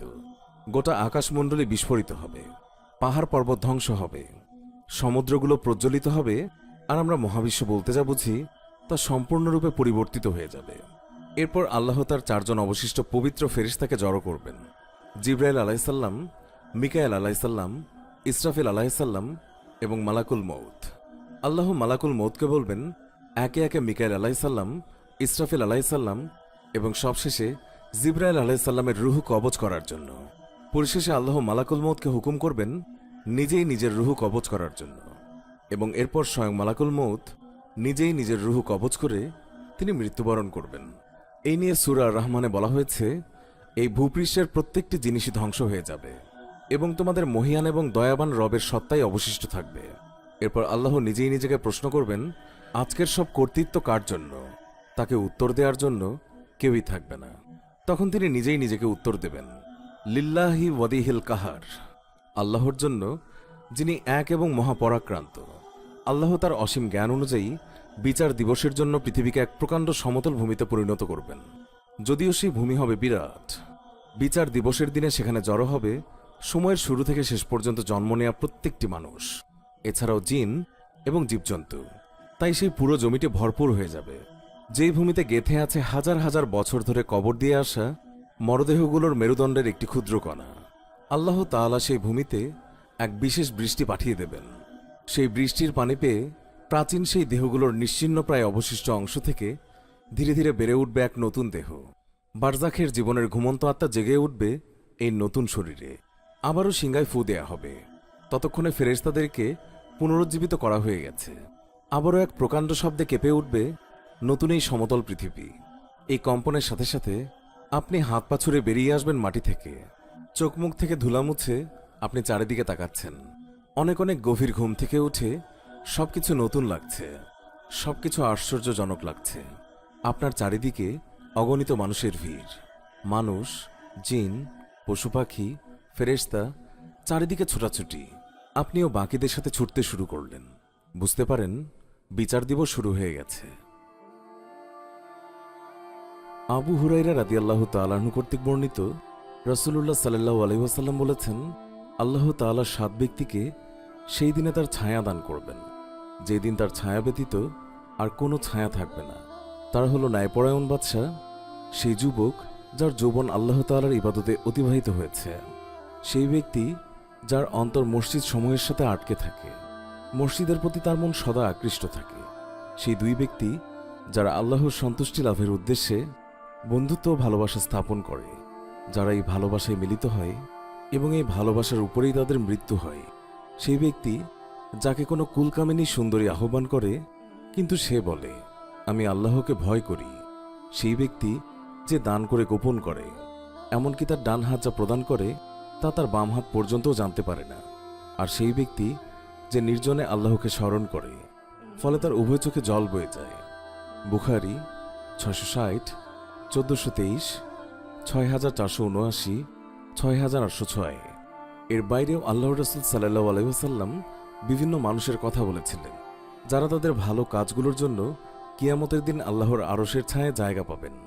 যেমন কোনো ঋণগ্রস্ত ব্যক্তির ঋণ পরিশোধের সময় বৃদ্ধি করে দেয়া, আল্লাহর রাস্তায় যুদ্ধ করা, এতিমদের দেখাশোনা করা, আল্লাহর রাস্তায় ব্যয় করা, সুন্দর আচরণ করা ইত্যাদি। বিচার দিবস শুরু হয়ে গেছে। আপনি ছুটে যাচ্ছেন কোনো এক অজানা গন্তব্যে। আপনার চারপাশে অগণিত মানুষ, জিন ও পশু পাখিরাও ছুটছে। উত্তপ্ত গরম, সূর্যটা যেন একেবারে কাছে চলে এসেছে। কত দূরে চলে এসেছেন আপনি তা নিজেও জানেন না। অবশেষে সবাই থেমে যায়, সারিবদ্ধ হয়ে দাঁড়িয়ে যায়। এত বিশৃঙ্খলার মাঝেও চারিদিকে তাকিয়ে মনে হচ্ছিল মানুষ নির্দিষ্ট দলে দলেই একত্র হয়ে দাঁড়িয়েছে। একদল লোক দূরে দাঁড়িয়েছিল। সূর্যের নির্দয় তাপের কারণে তাদের সারা শরীর থেকে অনবরত ঘাম ঝরে যাচ্ছিল। সেই ঘাম মাটিতে জমা হতে হতে তাদের টাকনু পর্যন্ত ঘামে ডুবে গিয়েছিল। তাদের থেকে আরেকটু দূরে আরেক দল লোকেরা আরো বেশি ঘামছিল। তাদের ঘাম এত বেশি হচ্ছিল যে তারা নিজেদের ঘামে হাঁটু পর্যন্ত ডুবেছিল। এর পরিমাণ আস্তে আস্তে বাড়তে থাকলো এবং কেউ কেউ কোমর পর্যন্ত ডুবেছিল, কেউ কেউ বুক পর্যন্ত, আবার কেউ কেউ গলা পর্যন্ত। এদের মধ্যে কেউ আবার পুরোপুরি ডুবেছিল। রাসূলুল্লাহ সাল্লাল্লাহু আলাইহি ওয়াসাল্লামের প্রত্যেকটি বক্তব্যের মতো এই বক্তব্যটিও সত্য প্রমাণিত হল।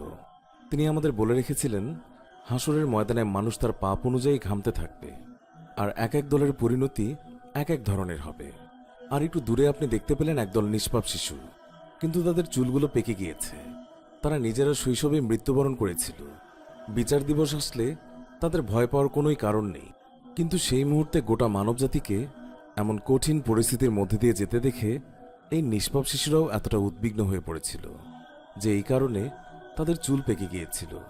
ঠিক যেমনটা আল্লাহ তাআলা পবিত্র কোরআনে বলেছেন, তোমরা যদি মানতে অস্বীকার করো তাহলে সেই দিন কিভাবে রক্ষা পাবে, যেদিন শিশুকে বৃদ্ধ বানিয়ে দেবে। এতটা উদ্বেগ, উৎকণ্ঠা, এত আহাজারি হাহাকার আর এত অস্থিরতা, এত কষ্টের মাঝে আপনি এত শান্তভাবে সব কিছু পর্যবেক্ষণ করছেন। বিষয়টি লক্ষ্য করে আপনি নিজেই চমকে গেলেন। আপনার আশেপাশের মানুষগুলো যথেষ্ট শান্তিপূর্ণ অবস্থায় দাঁড়িয়ে আছে। তখনই আপনি লক্ষ্য করলেন আপনার যে জায়গাটিতে দাঁড়িয়ে আছেন সেখান থেকে শুরু করে এক বিশাল অংশ জুড়ে একটি নির্মল ছায়া বিরাজ করছিল। শুধু ছায়াই নয়, সেই ছায়ার সঙ্গে সঙ্গী হয়ে এক অদ্ভুত প্রশান্তি সেখানে খেলা করছিল। আপনার মনে পড়ে যায় হাসরের ময়দানে কিছু কিছু মানুষকে আল্লাহ তাআলার আরশের ছায়ায় স্থান পাবার হাদিসটি, যা আলোচনার শুরুতে জানিয়ে দিয়েছে। তারপরও আপনি জানেন না যে কোন ভালো কাজগুলোর জন্য আজকে আপনি আল্লাহর আরশের ছায়া স্থান পেয়েছেন। কিন্তু আপনি আশ্চর্য হয়ে দেখছেন কিভাবে একই হাসরের ময়দানে ভিন্ন ভিন্ন মানুষের কত ভিন্ন ভিন্ন অভিজ্ঞতা। কয়েকদল লোকের চেহারা দেখে মনে হচ্ছে তারা বছরের পর বছর ধরে এই হাসরের মাঠে দাঁড়িয়ে আছে। শরীর থেকে ঘাম ঝরছে, ব্যাকুল তৃষ্ণার ছাপ তাদের চোখে মুখে ছেয়ে আছে।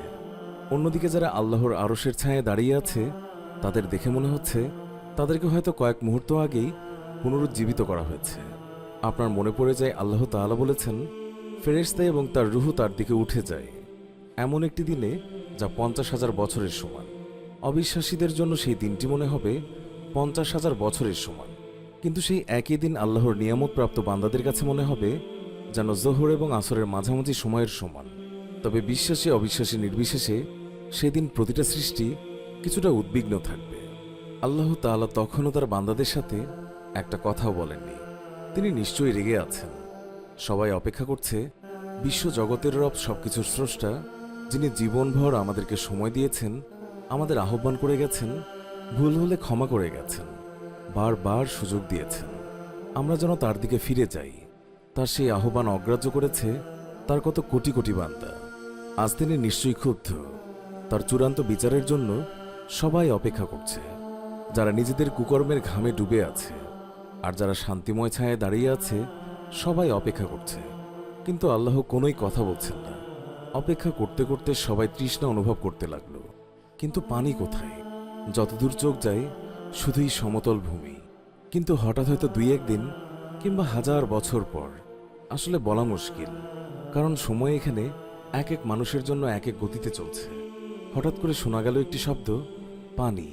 পানি উঠে এসেছে। নির্মম মরুভূমির ন্যায় এই জলশূন্য ময়দানের বিরাট জায়গা জুড়ে পানি উঠে এলো। তৈরি হলো এক বিরাট পুকুর। কিন্তু এটি এক এমন পুকুর যা কল্পনাকেও হার মানায়। এত বিশাল এক পুকুর, চারপাশে কোটি কোটি তৃষ্ণার্ত মানুষ। বাস্তবতা হচ্ছে মানুষের তো সেখানে হুমড়ি খেয়ে ঝাঁপিয়ে পড়ার কথা, কিন্তু না, কেউই নড়তে পারছে না, কেননা অনুমতি নেই। এই পানি শুধুমাত্র বিশ্বাসীদের জন্য। প্রত্যেকটি মুমিন ব্যক্তি তার জায়গা থেকে সেই পুকুরের দিকে এগিয়ে যেতে থাকে। আপনি হেঁটে যাচ্ছেন, বাকি মুমিনদের মতো আপনার মুখ, আপনার হাত, আপনার পা, অজু করার সময় যে যে অঙ্গগুলো জীবনভর ধুয়ে এসেছেন, প্রত্যেকটি অঙ্গ থেকে এক অলৌকিক নূর বের হচ্ছে। গোটা মানবজাতি সেদিন আফসোস করবে, কেন আজ তারা এই দলের অংশ হতে পারল না।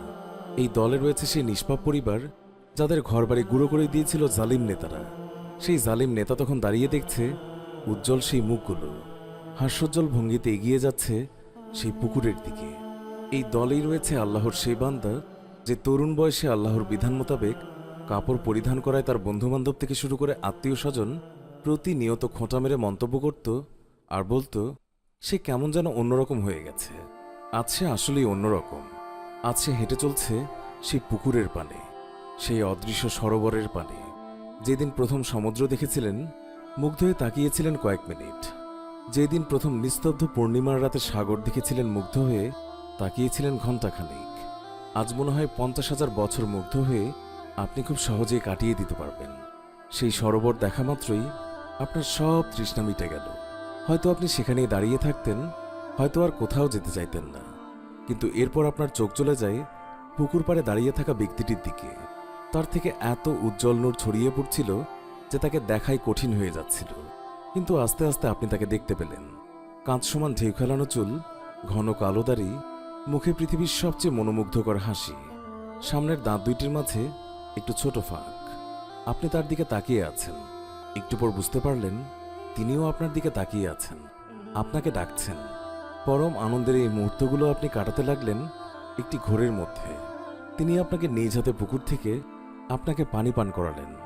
আপনি সেই পানি পান করলেন, আর সেই পানি পান করা মাত্র আপনি বুঝে গেলেন আপনি আর কখনোই তৃষ্ণা অনুভব করবেন না। কারণ সৃষ্টির শ্রেষ্ঠ মানুষ, আল্লাহর সবচেয়ে প্রিয় বান্দা রাসূলুল্লাহ সাল্লাল্লাহু আলাইহি ওয়াসাল্লাম আপনাকে নিজ হাতে মহিমান্বিত হাউজে কাউসার থেকে পানি পান করিয়ে দিয়েছেন। আপনি আর কখনোই তৃষ্ণার্ত হবেন না। আল্লাহ তাআলা যেমন ইহকাল এবং পরকালের একমাত্র মালিক, ঠিক তেমনিভাবে সাফায়াতের একচ্ছত্র মালিক তিনি। সর্বপ্রকার সাফায়াত তারই এখতিয়ার বা কর্তৃত্বাধীন। আল্লাহ তাআলা বলেছেন, হে নবী বলো, যাবতীয় সাফায়াত একমাত্র আল্লাহ তাআলারই এখতিয়ারে। আসমান জমিনের কর্তৃত্ব একমাত্র তারই। অতঃপর তার দিকেই তোমাদেরকে ফিরিয়ে নেওয়া হবে। সূরা জুমার আয়াত 44। আল্লাহ তাআলার একটি সিফাতি নাম হচ্ছে সুপারিশকারী। বান্দাদের প্রতি রহমত এবং করুণাবশত আল্লাহ নিজেই নিজের সত্তার কাছে সুপারিশ করবেন। অতঃপর সাফায়াতের কথা বা চিন্তা বান্দাদের অন্তরে সৃষ্টি করবেন এবং যাকে ইচ্ছা সাফায়াতের অনুমতি দেবেন। তবে এর আগের সময়টুকু নিয়ে আলোচনা না করলেই নয়। বিচার দিবসের দৈর্ঘ্য 50,000 বছরের সমান। আগের আলোচনায় বলা হয়েছিল সেই দিন সময় এক এক মানুষের জন্য এক এক গতিতে চলবে। বর্তমান জীবনেও এর একটা আঁচ পাওয়া যায়। আনন্দময় সময়গুলো মনে হয় চোখের পলকে পার হয়ে গেল, আর কষ্টের সময়গুলোকে মনে হয় খুবই ধীর গতিতে চলছে। কিয়ামতের দিবসে এই পার্থক্যগুলো হয়ে যাবে বহু গুণে বেশি। আপনি দাঁড়িয়ে আছেন হাসরের ময়দানে। সবাই অপেক্ষা করছে বিচার প্রক্রিয়া শুরু হওয়ার জন্য, কিন্তু তা হচ্ছে না। এই দাঁড়িয়ে থাকাকেই অনেকের কাছে গোটা অস্তিত্বের বড় শাস্তি বলে মনে হতে থাকে। যারা আল্লাহকে অবিশ্বাস করেছিল, যারা রাসূল সাল্লাল্লাহু আলাইহি ওয়াসাল্লামকে অস্বীকার করেছেন, তারাও আর দাঁড়িয়ে থাকতে চাচ্ছে না। যদিও তারা অনুধাবন করতে পারছে তাদের জন্য জাহান্নাম অপেক্ষা করছে, তারপরেও তারা চাচ্ছে আল্লাহ যেন বিচার কার্য শুরু করে দেন, তারপর যা হবার হবে। কিন্তু এইভাবে আর দাঁড়িয়ে থাকা কোনোভাবেই যেন সম্ভব হচ্ছে না। মানবজাতি, জিনজাতি সহ গোটা সৃষ্টি একত্র হয়ে ছুটে যায় আল্লাহর সৃষ্টি করা প্রথম মানুষটির কাছে। আদম আলাইহিস সালামের কাছে জড়ো হয়ে বলে, হে আমাদের পিতা, আল্লাহ নিজ হাতে আপনাকে সৃষ্টি করেছেন। আপনি আল্লাহর কাছে সাফায়াত করুন, সুপারিশ করুন, তিনি যেন বিচার প্রক্রিয়া শুরু করে দেন। আপনি নিজেই সেই ভিড়ের মধ্যে দাঁড়িয়ে আছেন, তবুও চমকে না গিয়ে পারলেন না। দুনিয়ার জীবনের হাজার হাজার বছর ধরে বিভিন্ন কারণে বিভক্ত হওয়া মানুষ আজ এক হয়ে গেছে।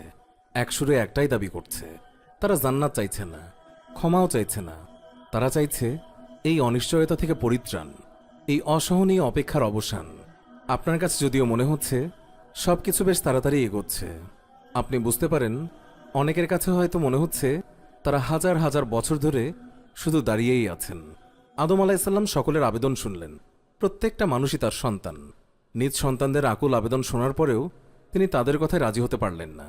তিনি সেদিন বহু বছর আগে তার করা একটি ভুলের কথা সেই সময় চিন্তা করছিলেন, যেই ভুলের কারণে তিনি জান্নাত থেকে বহিষ্কৃত হয়েছিলেন, যেই ভুলের শাস্তি তিনি পেয়েছেন।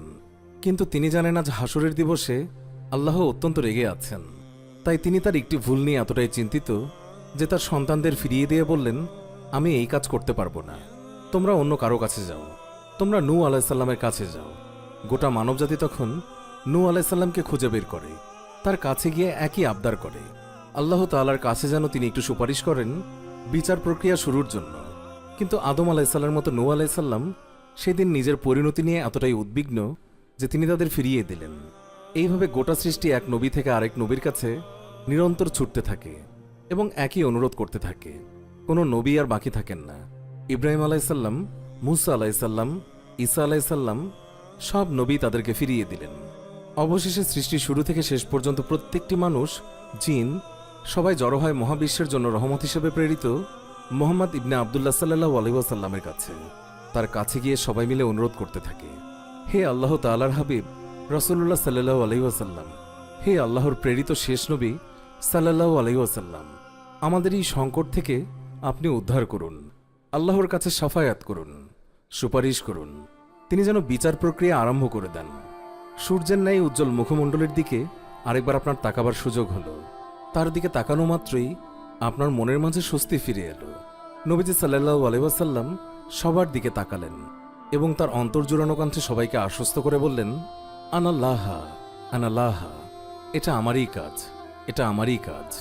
এটাই হচ্ছে সেই মাকামে মাহমুদ, যে প্রশংসিত স্থান যা রাসূল সাল্লাল্লাহু আলাইহি ওয়াসাল্লামকে দেওয়ার অঙ্গীকার করা হয়েছিল। যখন গোটা সৃষ্টি বিচার দিবসের সেই চরম সংকটময় অবস্থায় থাকবে, একমাত্র তারই অনুমতি থাকবে পুরো মানবজাতি এবং জিন জাতির হয়ে আল্লাহ তাআলার কাছে সুপারিশ করার। রাসূলুল্লাহ সাল্লাল্লাহু আলাইহি ওয়াসাল্লাম চলে যান আল্লাহর আরশের সামনে এবং সেখানে সেজদায় মাথা নত করলেন এবং আল্লাহকে এমন নামে এবং এমন ভাষায় প্রশংসা করা শুরু করলেন যা এর আগে কখনো নাজিল করা হয়নি। তিনি তার রবকে ডাকছেন পুরো মানবজাতির জন্য, তার অন্তরটা উজাড় করে তিনি তার রবকে ডাকছেন এবং এমনি করে কতটুকু সময় পার হয়ে গেল কারো হিসাব থাকল না। কিয়ামতের শুরু থেকে আল্লাহ তাআলা অত্যন্ত রেগেছিলেন। গোটা মানবজাতি ও জিনজাতি দুনিয়ার জীবনে বারবার তাকে অমান্য করেছে, তিনি বারবার তাদেরকে ক্ষমা করেছেন, আহ্বান করে গেছেন, তবুও বারবার তার ডাক অগ্রাহ্য করে পৃথিবীতে দুর্নীতি করে গেছে।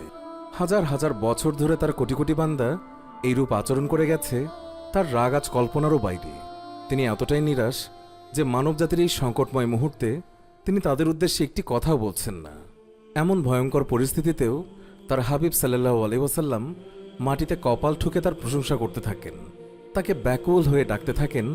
তার সৃষ্টি করা শ্রেষ্ঠ এই বান্দার প্রতি অগাধ ভালোবাসা এবং রহমতের টানে আল্লাহ রাব্বুল আলামিন তার ডাকে সাড়া না দিয়ে থাকতে পারলেন না। তার প্রিয় বান্দার ডাকে তিনি উপেক্ষা করবেন? তিনি নবীজি সাল্লাল্লাহু আলাইহি ওয়াসাল্লামকে উদ্দেশ্য করে বলেন, তোমার মাথা ওঠাও এবং যা চাও তোমাকে দেয়া হবে, সুপারিশ করো, তোমার সুপারিশ কবুল করা হবে। কিয়ামতের দিবসে রাসূলুল্লাহ সাল্লাল্লাহু আলাইহি ওয়াসাল্লামের কয়েকটি শাফায়াতের কথা বর্ণনা করা হয়েছে।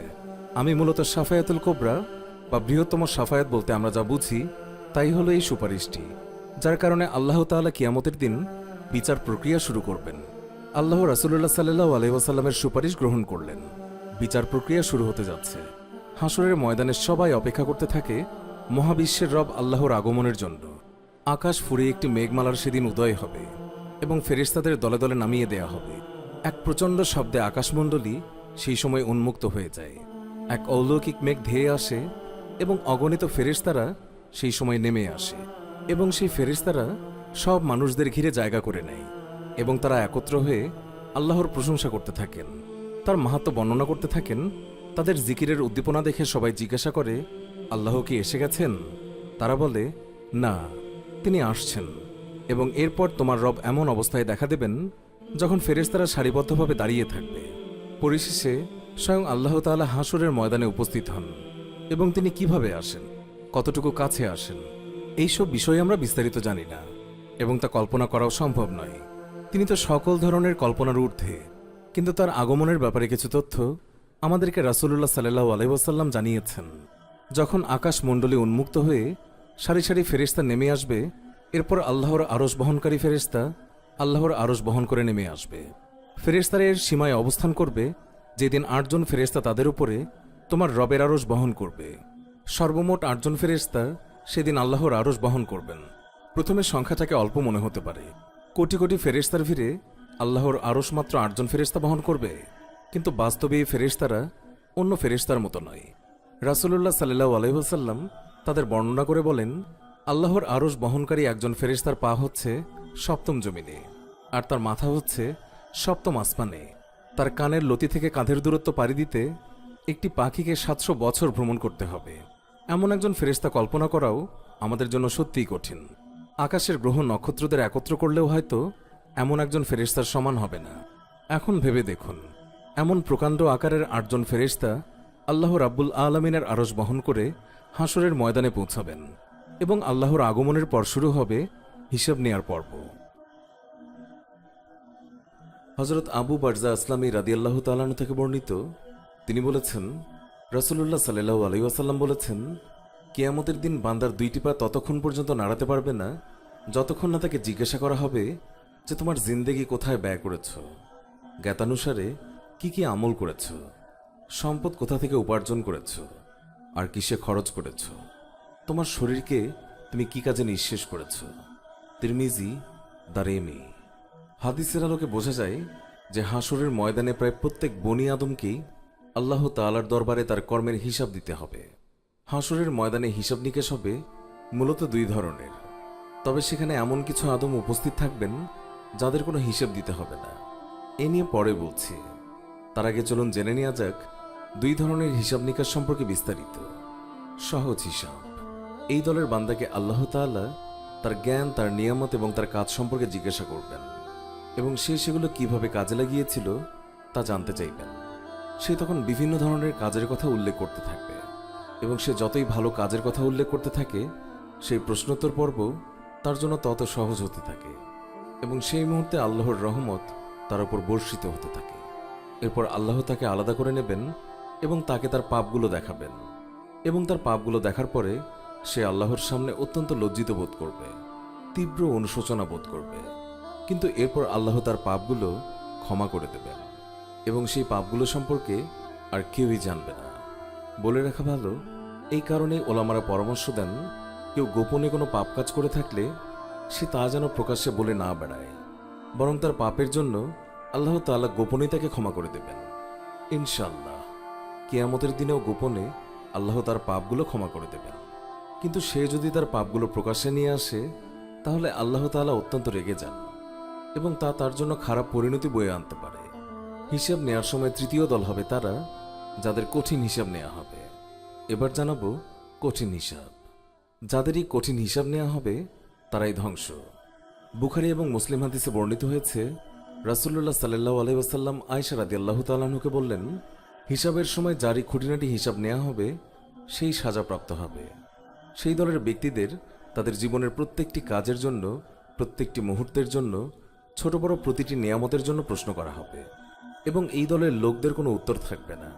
ভেবে দেখুন, আমাদের যদি গত ১ সপ্তাহের কর্মকাণ্ডের জন্য প্রত্যেকটি সেকেন্ডে আমরা কিভাবে ব্যয় করেছি, প্রত্যেকটি পয়সা আমরা কিভাবে আয় করেছি এবং তা কিসের পেছনে খরচ করেছি, প্রতিটি নিয়ামত পাওয়ার পর আমরা তা কিভাবে ব্যবহার করেছি, যদি এই নিয়ে প্রশ্ন করা হয়, হয়তো এই ১ সপ্তাহের হিসাবেই আমাদের পরিণতি ভয়ঙ্কর হয়ে যাবে। ভেবে দেখুন, যে ব্যক্তিকে তার বালেগ হওয়ার পর থেকে মৃত্যু পর্যন্ত প্রত্যেকটি মুহূর্তের জন্য জবাবদিহিতা করতে হবে, তার পরিস্থিতি কতটা ভয়ঙ্কর হবে। তাই আমরা প্রতিনিয়ত আল্লাহর কাছে দোয়া করি, আমাদের যা প্রাপ্য তিনি যেন আমাদেরকে তা দেন। আমাদের যা প্রাপ্য তা পেলে তো আমরা ধ্বংস হয়ে যাব, বরং তিনি যেন আমাদের প্রতি বিশেষ রহমত বর্ষণ করেন। যা ছাড়া আমরা কখনো জান্নাত লাভ করতে পারবো না। সবার শেষে আলোচনা করি বিনা হিসাবে জান্নাত প্রবেশ করা নিয়ে। এই দলকে কোনো হিসেব এবং কোনো আযাব ছাড়াই সরাসরি জান্নাতে প্রবেশ করানো হবে। আব্দুল্লাহ ইবনে আব্বাস রাদিয়াল্লাহু তাআলা থেকে বর্ণিত, একদিন আল্লাহর রাসূল সাল্লাল্লাহু আলাইহি ওয়াসাল্লাম বললেন, আমার কাছে সকল উম্মতের লোকদেরকে পেশ করা হলো। আমি দেখলাম কোনো নবীর সাথে মাত্র সামান্য কয়েকজন, সেখানে 3 থেকে 7 জন লোক রয়েছে। কোনো নবীর সাথে 1 জন অথবা 2 জন লোক রয়েছে। কোনো নবীকে দেখলাম তার সাথে কেউই নেই। ইতিমধ্যেই বিরাট একটি জামাত আমার সামনে পেশ করা হলো। আমি মনে করলাম এটাই বুঝি আমার উম্মত, কিন্তু আমাকে বলা হলো এটা হলো মুসা আলাইহিস সালাম এবং তার উম্মতের জামাত। কিন্তু আপনি অন্য দিগন্তে তাকান। অতঃপর আমি সেই দিকে তাকাতেই আরও একটি বিরাট জামাত দেখতে পেলাম। আমাকে বলা হলো এটি হলো আপনার উম্মত, আর তাদের সঙ্গে এমন 70,000 লোক রয়েছে যারা বিনা হিসাবে এবং বিনা আযাবে সরাসরি জান্নাতে প্রবেশ করবে। এই কথা বলে আল্লাহর রাসূল নিজ ঘরে প্রবেশ করলেন। এদিকে উপস্থিত সাহাবীরা ওই সকল জান্নাতি লোকদের ব্যাপারে বিভিন্ন আলোচনা শুরু করে দিল। কারা হবে সেই লোক যারা বিনা বিচারে এবং বিনা আযাবে জান্নাতে প্রবেশ করবে?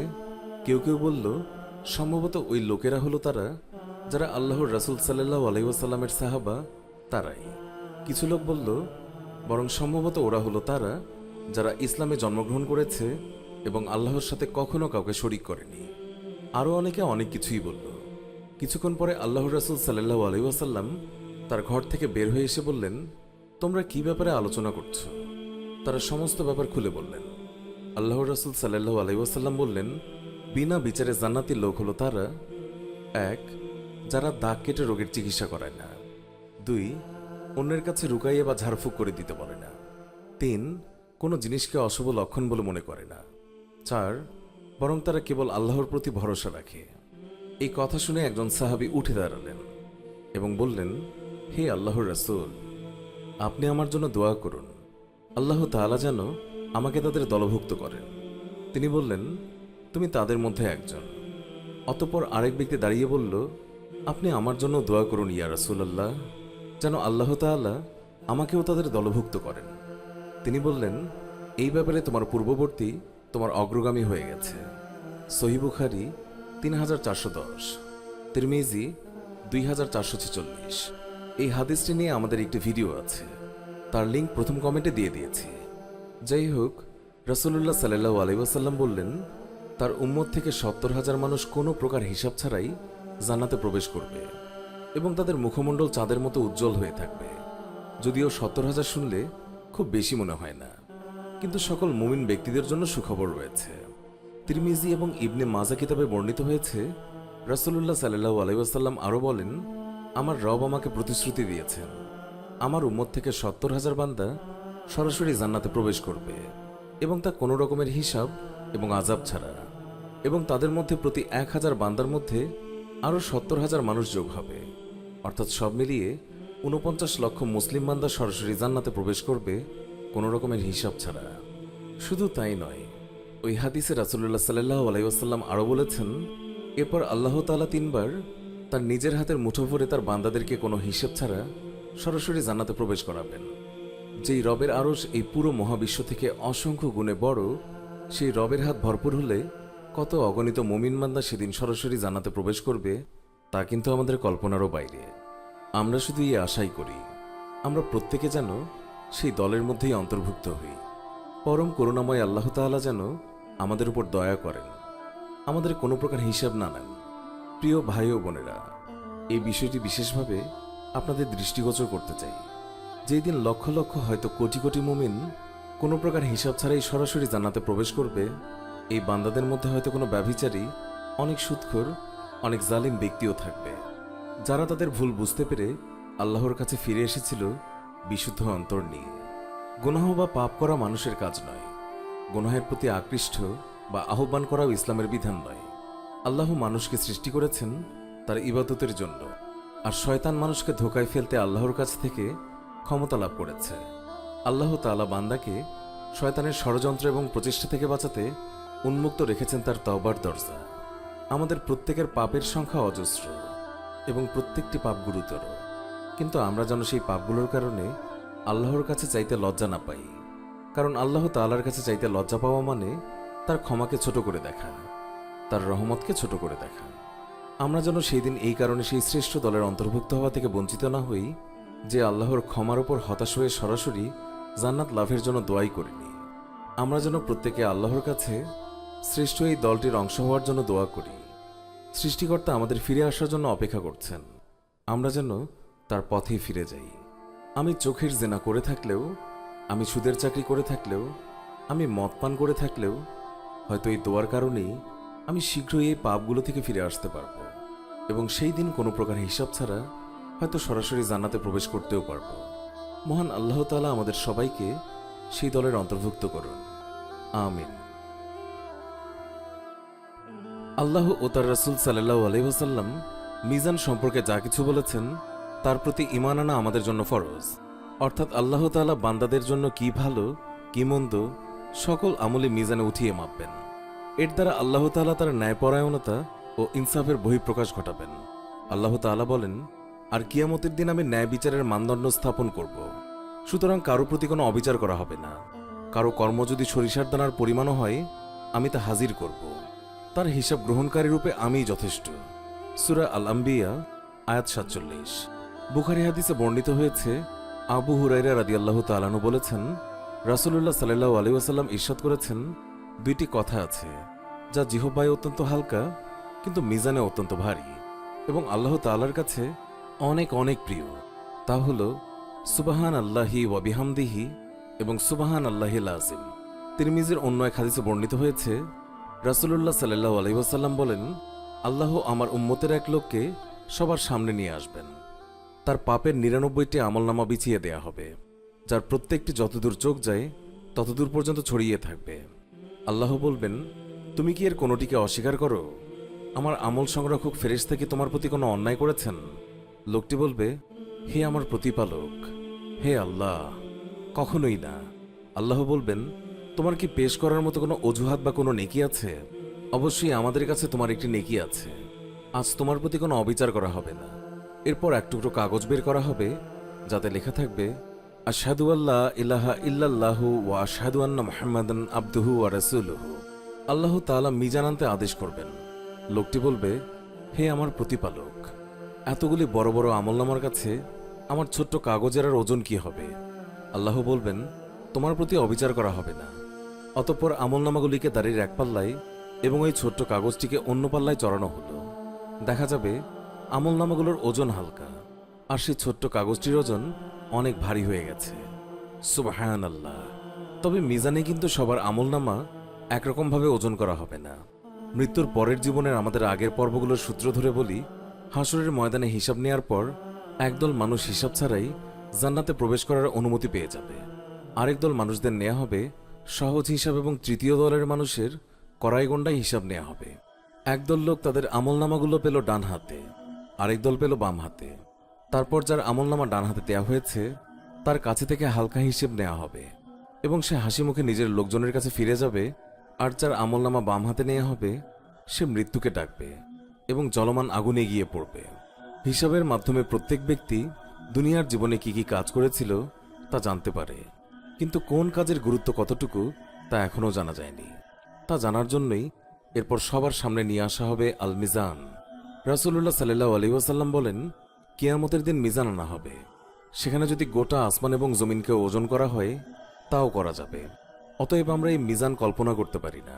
শুধু এইটুকুই জানি, এখানে ছোট বড় সব ধরনের আমলকেই ওজন করা হবে। তারপর যে অতি অল্প পরিমাণ ভালো কাজ করবে সে তা দেখে নেবে এবং যে অতি অল্প পরিমাণ খারাপ কাজ করবে তাও সে দেখে নেবে। যেই সকল আমল ইখলাসের সাথে শুধুমাত্র আল্লাহকে খুশি করার উদ্দেশ্যে তার প্রেরিত রাসূল সাল্লাল্লাহু আলাইহি ওয়াসাল্লামের নির্দেশনা মোতাবেক করা হয়েছিল, মিজানে তাদের ভার হবে অনেক। যার একটা উদাহরণ শুরুতেই দিয়ে ফেলেছি। আর কোনো কাজ যদি আল্লাহ ব্যতীত অন্য কাউকে খুশি করার জন্য হয়ে থাকে বা রাসূলুল্লাহ সাল্লাল্লাহু আলাইহি ওয়াসাল্লামের শিখিয়ে দেয়া পদ্ধতিতে না করা হয়, সেই কাজ সংখ্যায় যতই হোক না কেন মিজানে তার কোনো মূল্যই থাকবে না। রাসূলুল্লাহ সাল্লাল্লাহু আলাইহি ওয়াসাল্লাম আরও বলেছেন, যে বাবা মা সন্তান হারানোর পর সরব করে তার সেই সরব মিজানের পাল্লা ভারী করবে। যে ব্যক্তি কারো জানাজায় শরীক হলো তার জন্য উহুদ পাহাড় পরিমাণ ভালো কাজ মিজানের পাল্লায় যোগ করা হবে। এছাড়াও বিভিন্ন হাদিসে নিয়মিত জিকির আজগারের কথা উল্লেখ আছে, যেগুলোর ওজন মিজানের পাল্লায় অনেক ভারী হবে। আমরা অনেক সময়ই সংখ্যায় বেশি আমল করার দিকে নজর দেই, কিন্তু আন্তরিকতার সাথে আমল করার ব্যাপারে উদাস থাকি। অথচ মিজানের বর্ণনা শুনলে এই ব্যাপারে কোনো সন্দেহ থাকে না যে আমাদের দিনে আন্তরিকতার উপর বেশি জোর দেওয়া হয়েছে। এই নিয়ে শেষের দিকে কিছু বিশেষভাবে কথা বলবো। এই দিকে দুনিয়াতে যারা নিয়মিত কোরআন তেলাওয়াত করেছে তাদের জন্য স্বয়ং কোরআন সাফায়াত করবে, এবং কোরআন পাঠ করার সময় প্রত্যেকটি উচ্চারিত অক্ষরের জন্য 10টি করে নেকি জমা হবে। অর্থাৎ আপনি যদি শুধুমাত্র সূরা ইখলাস তেলাওয়াত করেন, আপনার পাল্লায় 400টিরও বেশি নেকি জমা হবে। তাই আমাদের প্রত্যেকের উচিত প্রতিদিন কোরআন পাঠ করা, একটি লাইন হলেও পাঠ করা। অনেকেই বলেন কোরআন শুধু পড়ে গেলেই হবে না, কোরআন তো আল্লাহ পাঠিয়েছেন বোঝার জন্য। এই কথাটি শতভাগ সত্য, কিন্তু অনেকে আবার কোরআন বোঝার দিকে জোর দিতে গিয়ে কোরআন তিলাওয়াতের মর্যাদা ছোট করে দেখতে চান, এবং সেটা অবশ্যই একটি বড় ধরনের ভুল। কোরআনকে বোঝা সারা জীবনের যাত্রা। এই অভিযান চলবে নিয়মিত কোরআন পাঠ করার পাশাপাশি। কোরআন তেলাওয়াত করার তাৎপর্য শুধু অক্ষরে 10টি করে নেকি নয়। আমরা যখন কোরআন তেলাওয়াত করি তখন এই মহাবিশ্বের রব যা বলেছেন আমিও সেই একই কথা উচ্চারণ করছি। এটা কি শিহরিত হওয়ার মতো বিষয় না যে আল্লাহ আমাদের সৃষ্টি করেছেন, যিনি এই আকাশমণ্ডলী, এই গ্রহ নক্ষত্র, এই পৃথিবী সৃষ্টি করেছেন, যিনি আমি যা যা ভালোবাসি তার সবকিছুই সৃষ্টি করেছেন, তিনি যেই কথাগুলো আমাকে উদ্দেশ্য করে বলছেন, যে কথাগুলো মহান, যে কথাগুলো ত্রুটিহীন, যে কথাগুলো বিস্ময়কর, সেই কথাগুলো আমার মতো ক্ষুদ্র এক বান্দা তার অগণিত পাপে জর্জরিত জিহ্বা দিয়ে উচ্চারণ করতে পারছে, আমার কি সত্যি উৎফুল্ল হওয়ার কথা নয়? যেই আয়াত আমি উচ্চারণ করলাম তার মানে বোঝার আগেই আমি সেটা উচ্চারণ করার মর্যাদা পেয়েছি। সেই মর্যাদা পেয়ে কি আমার অন্তর কৃতজ্ঞতায় কেঁপে ওঠার কথা না? বাস্তবে কোরআন তেলাওয়াত করা, মুখস্থ করা, বোঝা এবং তার উপর আমল করা প্রত্যেকটি কাজে শ্রেষ্ঠ কথাগুলোর মধ্যে অন্যতম, এবং এর একটিকেও ছোট করে দেখার অবকাশ নেই। প্রত্যেকটি ভালো কাজই মিজানের পাল্লা ভারী করবে, হোক তা রোজা, জাকাত, হজ, নফল ইবাদত, জিকির আজগার ইত্যাদি। কোন ভালো কাজটি আমাদের জন্য কঠিন সেই দিবসে কল্যাণ বয়ে আনবে আমরা জানি না। যেই হজ করতে দারুণ তৃপ্তিবোধ করেছি, হয়তো সেই হজ আল্লাহ তাআলা কবুলই করেননি, কারণ সেই হজ যেই টাকা দিয়ে করেছিলাম সেই টাকা ছিল ঘুষের আর সুদের অংশ। আর কিয়ামতের দিন মিজানে দেখা গেল সেই হজের কোনো ওজনই নেই। অন্যদিকে একদিন হয়তো এক আর্থিক সংকটে পড়া এক আত্মীয়, যিনি আত্মমর্যাদার কারণে মুখ ফুটে টাকা চাইতে পারছিল না, তার চাহিদা অনুমান করে তাকে কিছু টাকা দিয়েছিলাম। সেই টাকা দিয়ে হয়তো তার সংকট কেটে গেল। কেটে যাওয়ার পর সে হয়তো আল্লাহর প্রতি কৃতজ্ঞ হয়ে গেল, হয়তো সে তার সন্তানদের সুন্দর মানুষ হিসেবে গড়ে তুলল। তার একজন সন্তান কোরআনের শিক্ষক হয়ে গেল, কোরআন শেখালো হাজার হাজার মানুষকে। কিয়ামতের দিন মিজানে দেখা গেল হাজারখানেক টাকার বিপরীতে আসমান সমান ভালো কাজ লেখা হয়ে গেছে। তবে মিজানের পাল্লা ভারী করার জন্য দুনিয়াতে যে আমলটি সবচেয়ে বেশি জরুরি তা হলো সুন্দর ব্যবহার প্রদর্শন করা। আবু দাউদ গ্রন্থে রয়েছে, রাসূলুল্লাহ সাল্লাল্লাহু আলাইহি ওয়াসাল্লাম বলেছেন, এমন কিছু নেই যা মিজানের সুন্দর চরিত্রের চেয়ে বেশি ভারী হবে। ভালো কাজ বলতেই আমরা চিন্তা করি নফল ইবাদতের কথা, কুরআন পড়ার কথা, সাদকা করার কথা। অথচ রাসূলুল্লাহ সাল্লাল্লাহু আলাইহি ওয়াসাল্লাম আমাদেরকে মনে করিয়ে দিলেন সুন্দর চরিত্রের গুরুত্ব কত বেশি। নিঃসন্দেহে আমরা সাধারণ ইবাদত বলতে যা বুঝি তা ইখলাসের সাথে করা হলে সেগুলো মিজানের পাল্লা ভারী করবে ইনশাল্লাহ। কিন্তু এর পাশাপাশি আমরা যেন সুন্দর চরিত্র বজায় রাখার দিকেও সমানভাবে নজর দিই। আমাদের মনে হতে পারে রাত জেগে তাহাজ্জুদ পড়া বা নফল রোজা রাখা বা বেশি বেশি সাদকা করাকে উল্লেখ না করে রাসূলুল্লাহ সাল্লাল্লাহু আলাইহি ওয়াসাল্লামের সুন্দর আচরণকে এত গুরুত্ব দিলেন কেন? এর একটি ব্যাখ্যা হচ্ছে যে কষ্ট করে এত এত নফল ইবাদত করে কিন্তু তার আচরণ ভালো না, সে তার খারাপ আচরণের মাধ্যমে তার সকল ভালো কাজগুলোকে কিয়ামতের দিন হারিয়ে ফেলবে। সে হয়তো কারো ব্যাপারে গীবত করল, তখন যার ব্যাপারে গীবত করছে সে তার তাহাজ্জুদের নেকি নিয়ে নেবে। সে হয়তো অন্য কোনো ব্যক্তিকে গালমন্দ করল, সেই ব্যক্তি তার সাদগার নেকি নিয়ে যাবে। অথচ যে ব্যক্তির আচরণ সুন্দর, তার ভালো কাজ অল্প হলেও কিয়ামতের দিবসে সেই ভালো কাজ তার কাছেই রয়ে যাবে, এবং সেই ভালো কাজের মাধ্যমেই সে হয়তো পারও পেয়ে যাবে। ইন্টারনেটের এই যুগে আমরা অনেক কিছুই দেখি যার সাথে আমরা একমত হই, যা আমাদের বিরক্ত করে, হয়তো বা রাগিয়েও দেয়। তখন হয়তো খুব সহজেই আমরা রাগের মাথায় একটা খারাপ কথা বলে ফেলি। অনলাইন ছাড়াও দৈনন্দিন জীবনে ঘরে বাইরে রাস্তাঘাটে দিন দিন মানুষের ধৈর্য কমে আসছে। একজন আরেকজনকে ওভারটেক করছে, একটা গাড়ি আরেকটাকে ধাক্কা দিচ্ছে, বাসের কন্ডাক্টর 3-4 বার ভাড়া চাচ্ছে, অফিসে পলিটিক্স চলছে, আত্মীয় স্বজন একজন আরেকজনকে নিয়ে মন্তব্য করছে। এইসব কিছুর মধ্যে সুন্দর আচরণ ধরে রাখা যেন সত্যিই এক ধরনের বড় যুদ্ধ। এই অবস্থাতে আমরা মনে রাখার চেষ্টা করি এই যুদ্ধে বিজয়ী হওয়ার পুরস্কার কিন্তু অনেক বড়। তাই সেই বড় পুরস্কার থেকে বঞ্চিত হতে না চাইলে আমাদেরকে অবশ্যই সুন্দর ব্যবহার ধরে রাখতে হবে। আমরা যেন প্রত্যেকে আন্তরিকতাপূর্ণ ছোট ছোট ভালো কাজ দিয়ে আমাদের জীবনকে সাজাতে পারি, আর যেই সব পাপ কাজ হয়ে গেছে তার জন্য ক্ষমা চেয়ে পাপের পাল্লা হালকা করতে পারি। আল্লাহ আমাদের সবাইকেই তৌফিক দিন, আমিন। মিজানের পাল্লায় আমলের ওজন নেয়ার পর মানুষকে দলে দলে ভাগ করা হবে। যারা উম্মতে মুহাম্মদ রাসূলুল্লাহ সাল্লাল্লাহু আলাইহি ওয়াসাল্লাম তারা এক দলে থাকবে, যারা উম্মতে ঈসা আলাইহিস সালাম তারা এক দলে থাকবে। তেমনিভাবে যারা শিরক করেছে তারা বিভিন্ন দলে বিভক্ত হবে। এই নিয়ে সূরা আশ-শাফাতে 23 নম্বর আয়াতে বলা হয়েছে, মহান আল্লাহ ফেরেশতাদেরকে এই নির্দেশ দিবেন যে একত্রিত করো গুনাহগারদেরকে, তাদের দোসরদেরকে এবং তারা যাদের ইবাদত করত আল্লাহ ব্যতীত, অতঃপর তাদের সবাইকে পরিচালিত করো জাহান্নামের পথে। এই দুই আয়াতে বলা হচ্ছে আল্লাহ তাআলা সেদিন জাহান্নামের প্রহরায় নিযুক্ত ফেরেশতাদেরকে নির্দেশ দিবেন, কাফির, জালিম এবং তারা আল্লাহ ছাড়া অন্য যেই সব উপাস্যের পূজা করত তাদের সবাইকে অন্যের কাছ থেকে আলাদা স্থানে জড়ো করো এবং এরপর জাহান্নামের দিকে নিয়ে যাও। জুলুম স্বাভাবিকভাবে বিভিন্ন ধরনের হয়। প্রচলিত অর্থে অন্যের প্রতি অন্যায় অবিচারকে জুলুম বলা হয়। পবিত্র কোরআনে এই অর্থটি বহাল থাকার পাশাপাশি নিজের প্রতি অন্যায় করাকেও জুলুম হিসেবে উল্লেখ করা হয়েছে। আল্লাহর সঙ্গে যারা অন্য কোনো উপাস্যকে শরীক করে তারা নিজেদের প্রতি অনেক বড় জুলুম করে, যা আল্লাহ তাআলা কখনোই তওবা ছাড়া ক্ষমা করেন না। মুশরিকরা যাদের উপাসনা করে তাদের দুইটি শ্রেণী রয়েছে। এই দুই শ্রেণীকে জাহান্নামে পাঠানো হবে।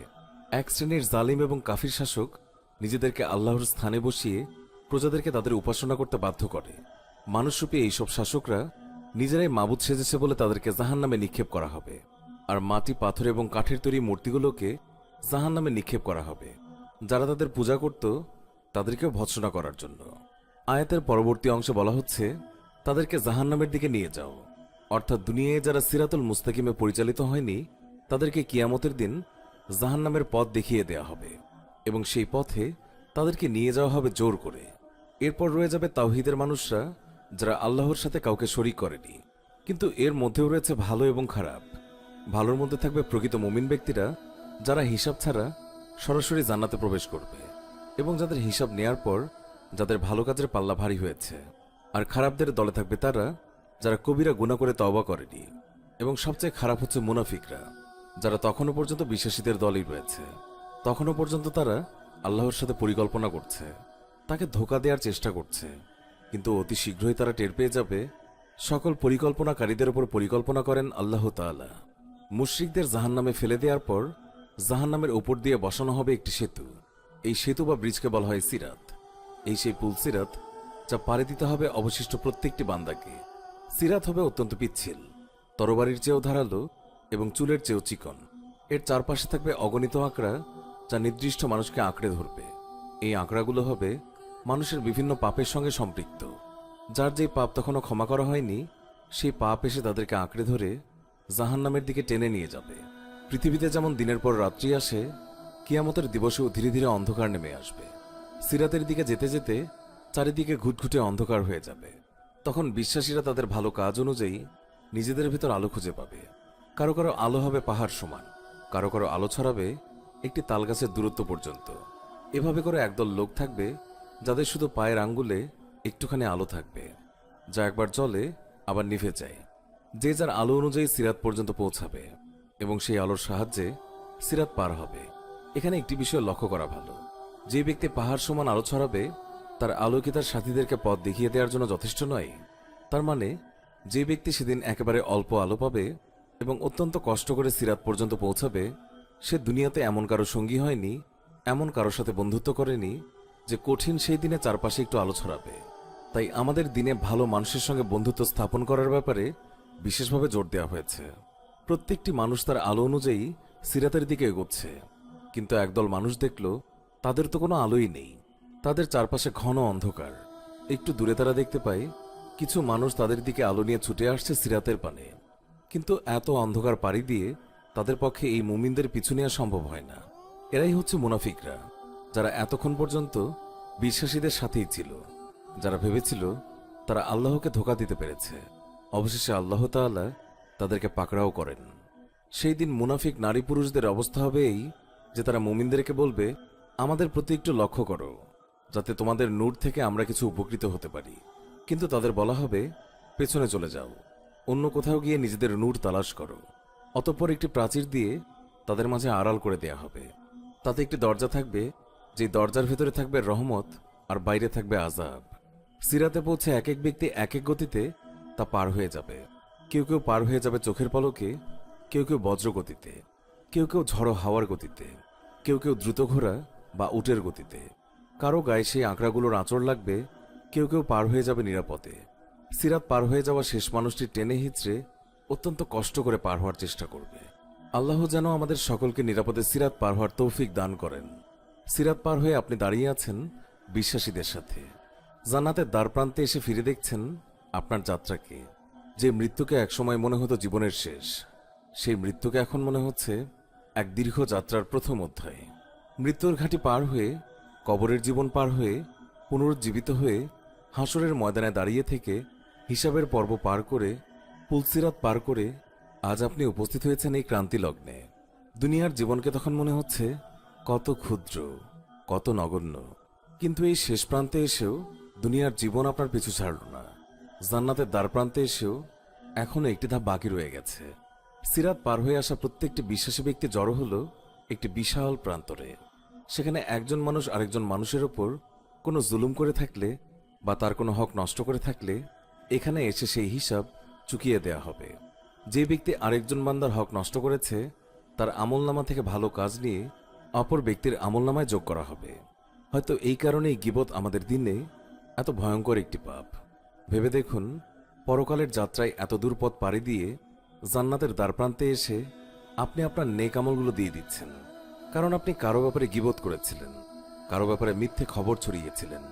আল্লাহ না করুক, যদি সেই গীবতের পরিমাণ, যদি সেই হক নষ্ট করার পরিমাণ এত বেশি হয় যে তা আপনার নেক আমলগুলো ছাড়িয়ে যায়, তাহলে জান্নাতের দ্বারপ্রান্তে থেকে সিরাত পার হওয়া সত্ত্বেও আপনাকে কিন্তু ফেরত পাঠিয়ে দেয়া হবে। আর ফেরত পাঠানো হবে জাহান্নামের দিকে। জাহান্নামের আগুনে আপনাকে ভস্ম করা হবে। এবং সিরাতের উপরে রয়েছে শুধুই আযাব। সেই আযাব কতটা ভয়ঙ্কর তা হয়তো আমরা কিছুটা জানি, কিন্তু সেই আযাবের থেকেও বড় আযাব হবে সেই মুহূর্তে জান্নাতের দ্বারপ্রান্ত থেকে ফিরিয়ে দেওয়া ব্যক্তির তীব্র আফসোস, যা তাকে তার অন্তর পুড়িয়ে ছারখার করে দেবে। একে অপরের হক মেটানোর পর প্রত্যেকটি বান্দা এগিয়ে যাবে তার অন্তিম গন্তব্যের দিকে। এক পাশে দুঃস্বপ্নের চেয়েও ভয়ঙ্কর জাহান্নামের জগৎ, আর অন্য পাশে নির্মল প্রশান্তির জগৎ জান্নাত। সুপ্রিয় ভিউয়ার্স, আপনার নিজের সন্তান যদি আগুনের দিকে হাত বাড়ায়, তবে আমি নিশ্চিত যে আপনি তার প্রতি ভালোবাসার কারণেই তাকে বারবার আগুনের ব্যাপারে সতর্ক করে দেবেন। কেননা আগুনে আপনার সন্তানের হাত পুড়ে যেতে পারে। জাহান্নাম তো দুনিয়ার আগুনের থেকে অনেক বেশি ভয়ঙ্কর। আর মহান আল্লাহ তাআলা ও তার রাসূল সাল্লাল্লাহু আলাইহি ওয়াসাল্লাম অবশ্যই প্রতিটা মুসলিমকে একজন বাবার থেকেও বেশি ভালোবাসেন। ঠিক এই কারণেই আল্লাহ তাআলা ও নবীজি সাল্লাল্লাহু আলাইহি ওয়াসাল্লাম আমাদেরকে জাহান্নাম সম্পর্কে বারবার সতর্ক করেছেন। জীবদ্দশায় কেউ দেখেনি স্থানটি, শুধু শুনেছে যে সেই স্থানটি খুবই ভয়াবহ। শুধু ভয়াবহতার কথা শুনেই আস্তিক কিংবা নাস্তিক কেউ এই স্থানটিতে যেতে চায় না। যে স্থানটিকে না দেখে শুধু শুনেই যাওয়ার আগ্রহ হারিয়ে ফেলে মানুষ। সেই স্থানটি কত ভয়াবহ! বলছি জাহান্নামের কথা, যেখানে কেউই যেতে চায় না। মানুষ কিভাবে এই জাহান্নামকে চিত্রায়িত করবে, কিভাবে কল্পনা কিংবা বর্ণনা করবে জাহান্নামের ইতিবৃত্ত কিংবা আদি অন্ত? বর্ণনা কিংবা বিস্তারিত দেখার আগে কেউই এই বেদনাদায়ক স্থানে যেতে চায় না। জাহান্নাম এমন এক স্থান যেখানে মানুষের জানার বাইরেও অনেক শাস্তি ও যন্ত্রণা অপেক্ষা করছে। মানুষ ব্যথা, কষ্ট, নির্যাতন এবং ক্ষতির সঙ্গে পরিচিত, কিন্তু জাহান্নামের ব্যথা, ক্ষতি, কষ্ট কিংবা নির্যাতন দুনিয়ার মতো নয়। আবার এইসবের অনুষঙ্গ হাতিয়ার ও কার্যকারিতাও ঠিক দুনিয়ার মতো নয়। দুনিয়াতে মানুষকে নির্যাতন করা হলে কিংবা কষ্ট দিলে তারা মারা যায়, কিন্তু সেখানে ব্যথা, কষ্ট, নির্যাতন যতই বেশি হোক না কেন, কষ্ট দেওয়ার অনুষঙ্গ যত শক্তিশালী হোক না কেন, মানুষ সেসব কষ্ট নির্যাতনে কখনোই মৃত্যুবরণ করবে না। তাই তো পবিত্র কোরআনে এই বিষয়ে বারবার এসেছে। তার মধ্যে একটি হলো জাহান্নামের ব্যাপারে সতর্কতা, কারণ আল্লাহ জানে মানুষ এই ব্যাপারে বেশি খামখেয়ালি। আল্লাহর রহমত অসীম। এই কথা ভেবে অগণিত বান্দা জাহান্নামকে ভুলে নিজেকে সেই ভয়ঙ্কর পরিণতির দিকে ঠেলে দেবে। আল্লাহ জাহান্নামকে সৃষ্টি করেছেন অবিশ্বাসী মুনাফিক বান্দাদের জন্য এবং এমন সব বিশ্বাসীদের জন্য যারা অনেক বেশি পাপ অর্জন করেছে। জাহান্নামে আছে অসহনীয় এক ক্ষুধা। জাহে মুসলিমের হাদিসে এসেছে, রাসূলুল্লাহ সাল্লাল্লাহু আলাইহি ওয়াসাল্লাম বলেন, তার চাচা আবু তালেব জাহান্নামের বাসিন্দাদের মধ্যে সবচেয়ে হালকা শাস্তি পাবেন। এই হালকা শাস্তি হল তাকে আগুনের একজোড়া জুতো পরিয়ে দেয়া হবে, যার তাপের কারণে তার মস্তিষ্ক ফুটতে থাকবে। মুসলিম শরীফে বর্ণিত হাদিসে এসেছে, আল্লাহ জাহান্নামে কম শাস্তি পাওয়া ব্যক্তির উদ্দেশ্য করে বলবেন, তোমার কাছে যদি গোটা পৃথিবী সমান ধনসম্পদ থাকত, তুমি কি জাহান্নাম থেকে রেহাই পাওয়ার জন্য তা দিয়ে দিতে? সে বলবে, হ্যাঁ। আল্লাহ তখন তাকে বলবে, আমি তো তোমার কাছে এর চেয়ে আরো অনেক অল্প কিছু চেয়েছিলাম। নিঃসন্দেহে জাহান্নাম এমন এক জায়গা যেখানে 1 মিনিটের জন্য থাকাও আমাদের পক্ষে সম্ভব নয়। সহিহ মুসলিমের হাদিসে বর্ণিত হয়েছে, রাসূলুল্লাহ সাল্লাল্লাহু আলাইহি ওয়াসাল্লাম বলেন, জাহান্নামের এমন একজন ব্যক্তিকে কিয়ামতের দিবসে সামনে আনা হবে যে দুনিয়ার জীবনের সবচেয়ে বেশি বিলাসিতার জীবন কাটিয়েছিল। তাকে শুধু একটিবার জাহান্নামে ডুবিয়ে আবার উঠিয়ে ফেলা হবে এবং তাকে প্রশ্ন করা হবে, হে আদম সন্তান, তুমি কি কখনো কোনো আরাম উপভোগ করেছ? জীবনে কি কোনো বিলাসিতার স্বাদ পেয়েছ? সে আল্লাহর কসম খেয়ে বলবে, না আমার রব, আমি জীবনেও কোনো ধরনের আরামায়েশ, কোনো ধরনেরই বিলাসিতা উপভোগ করিনি। সেই ব্যক্তি কিন্তু মিথ্যে কথা বলছে না। সে এক মুহূর্তের জন্য জাহান্নামের স্বাদ পেয়ে সত্যি সত্যি তার গোটা দুনিয়ার জীবনের প্রত্যেকটি সুখ ভুলে গিয়েছিল। ভেবে দেখুন, যে জাহান্নামে প্রবেশ করার সাথে সাথে জীবনে যত সুখ পেয়েছিলেন তা ভুলে যাবেন। তাহলে সেই সুখগুলোর জন্য জাহান্নাম ক্রয় করে নেয়া একজন জ্ঞানী ব্যক্তির কাজ হতে পারে কি? বাস্তবে অনেকেই বলে থাকেন, আমি এক আল্লাহকে বিশ্বাস করলে জান্নাতে তো যাবই। এটা কিন্তু সত্যি ভয়াবহ এক ভাবনা। এটা জাহান্নামের বাস্তবতা সম্পর্কে না জানলে তা বোঝা সম্ভব নয়। হ্যাঁ, এক আল্লাহকে বিশ্বাস করেছে, তার সাথে শিরক করেনি, তারা এক পর্যায়ে জাহান্নাম থেকে মুক্তি পাবে। বিপরীতে প্রত্যেক ব্যক্তি যার পাপ ক্ষমা করে দেওয়া হয়নি, সেই পাপের জন্য সাজা পাবে। কোনো কোনো পাপ আল্লাহ সরাসরি ক্ষমা করে দেন, কোনো কোনো পাপের শাস্তি আমাদের পৃথিবীতেই পেতে হয়, এবং সেটা হচ্ছে সবচেয়ে হালকা শাস্তি। যদিও দুনিয়ার জীবনে তা আমাদের কাছে অসহনীয় মনে হয়। যাদের পাপ এত বেশি যা আল্লাহর মাগফিরাত এবং পৃথিবীর শাস্তি দিয়েও সেগুলো মোছা যায়নি, তারা কবরের আযাব পাবে। কবরের আযাবের মাধ্যমে যাদের সব পাপ মুছে যায়নি, তারা জাহান্নামের আযাব পাবে, এবং সেখানে কতদিন তাদের থাকতে হবে তা নির্ভর করবে তার পাপের উপর। পাপ করে কিছুদিন জাহান্নামে থেকে অতঃপর জান্নাতে প্রবেশের আশা তাই এই দুনিয়াতে করবেন না। নিজেকে এমনভাবে গড়ে তুলবেন যাতে একদিনের জন্য জাহান্নামে না থাকতে হয়। না হলে কি হবে অবস্থা জানুন। যারা দুনিয়াতে মদ্যপান করেছে তাদেরকে জাহান্নামে পান করানো হবে তিনাতুল কাবাল, যা হচ্ছে জাহান্নামীদের গা থেকে বেরিয়ে আসা পুঁজ এবং ঘামের মিশ্রণ। আমাদের মধ্যে যারা মদ্যপান করেছে তারা যেন প্রত্যেকে তা থেকে তওবা করে তা থেকে ফিরে আসতে পারে। এইসব খাদ্য এবং পানীয় এতটা বিদঘুটে হওয়া সত্ত্বেও জাহান্নামের এগুলো খাবেই এবং পান করবে। জাহান্নামের কাপড় হবে আগুনের তৈরি এবং গলিত তামার তৈরি। জাহান্নামীদের খাবার হবে তরিয়া, যা না ক্ষুধা মেটাবে না কোনো পুষ্টি দেবে। এছাড়া জাহান্নামীদের জন্য থাকবে জাকুম নামের এক গাছের ফল, যা খাওয়ার পর গলিত পিতলের মতো আপনার নাড়িভুড়ি পুড়িয়ে দেবে। এবং তাদের পানীয় হবে হানিম, যা হচ্ছে ফুটন্ত পানি, যা পান করার পর তাদের তৃষ্ণা কমবে না, বরং বৃদ্ধি পাবে উজ্জাক, যা হচ্ছে জাহান্নামীদের পোড়া মাংস থেকে বের হওয়া তরল বস্তু। জাহান্নামের সবচেয়ে নিম্ন স্তরে জায়গা হবে মুনাফিকদের। তারা ভোগ করবে সবচেয়ে ভয়াবহ শাস্তিগুলো। জাহান্নামের বাতাস হবে জামুন, যা হবে অত্যন্ত শুষ্ক ও উত্তপ্ত, এবং জাহান্নামের পানি হবে হানিম, যা হবে ফুটন্ত পানির মতো গরম। সেখানে ছায়া থাকবে শুধুমাত্র একটি গভীর ধোঁয়ার ভিতরে, যেখানে শ্বাস প্রশ্বাস নেয়াই দুষ্কর। জাহান্নামের আগুনের তাপ হবে পৃথিবীর আগুনের চেয়েও 70 গুণ বেশি। যে পৃথিবীর আগুন এক মুহূর্তের জন্যও আমাদের শরীর সইতে পারে না, আমরা কি করে জাহান্নামের আগুন সহ্য করার কথা ভাবতে পারি? জাহান্নামের বাসিন্দাদের দেহ হবে আকারে অনেক বড়। তাদের চামড়ার পুরুত্ব হবে 42 জিরা, এবং 1 জিরা হচ্ছে প্রায় 3 ফিট, অর্থাৎ তাদের চামড়া হবে 120 ফিট পুরু, এবং তাদের শরীর হবে অহুদ পাহাড়ের মতো প্রকাণ্ড। তাদেরকে এত বড় শরীর দেওয়ার কারণ হচ্ছে তারা যেন তাদের শাস্তিগুলো আরও প্রবলভাবে অনুভব করতে পারে। জাহান্নামীদের উদ্দেশ্য করে আল্লাহ তাআলা বলেন, অতঃপর তোমরা আস্বাদ গ্রহণ করো, আমি তো তোমাদের আযাবই শুধু বৃদ্ধি করব। জাহান্নামে প্রতিনিয়ত শাস্তি বাড়তে থাকবে। প্রতিদিন যে শাস্তি দেয়া হবে তা তার আগের দিনের চেয়ে বেশি হবে। অর্থাৎ জাহান্নামের শাস্তিতে কারোই অভ্যস্ত হয়ে যাওয়ার সুযোগ নেই। একবার ভেবে দেখুন, এইভাবেই জাহান্নামের জীবন চলতে থাকবে। 100 বছর নয়, 1000 বছর নয়, অনন্তকালের জন্য কোটি কোটি বছর পার হয়ে যাবার পরেও শাস্তির পরিমাণ প্রতিনিয়ত বেড়েই চলবে। এমন ভয়াবহ শাস্তির কথা ভাবলে আমাদের মনে প্রশ্ন আসতে পারে, মানুষ পাপ করেছে 70-80 বছর, তাহলে তার শাস্তি অনন্তকালের জন্য কেন? এর কারণ হচ্ছে তার সময় শেষ হয়েছে। আল্লাহর হুকুমে তাকে যদি অনন্তকাল বেঁচে থাকার সুযোগ দেওয়া হতো, সে অনন্তকাল আল্লাহকে অমান্য করে যেত, অনন্তকাল অন্যের হক নষ্ট করে যেত, সে অনন্তকাল অবিচার করে যেত। তাই আল্লাহ বলেন, এটাই উপযুক্ত প্রতিফল, এটাই উপযুক্ত শাস্তি।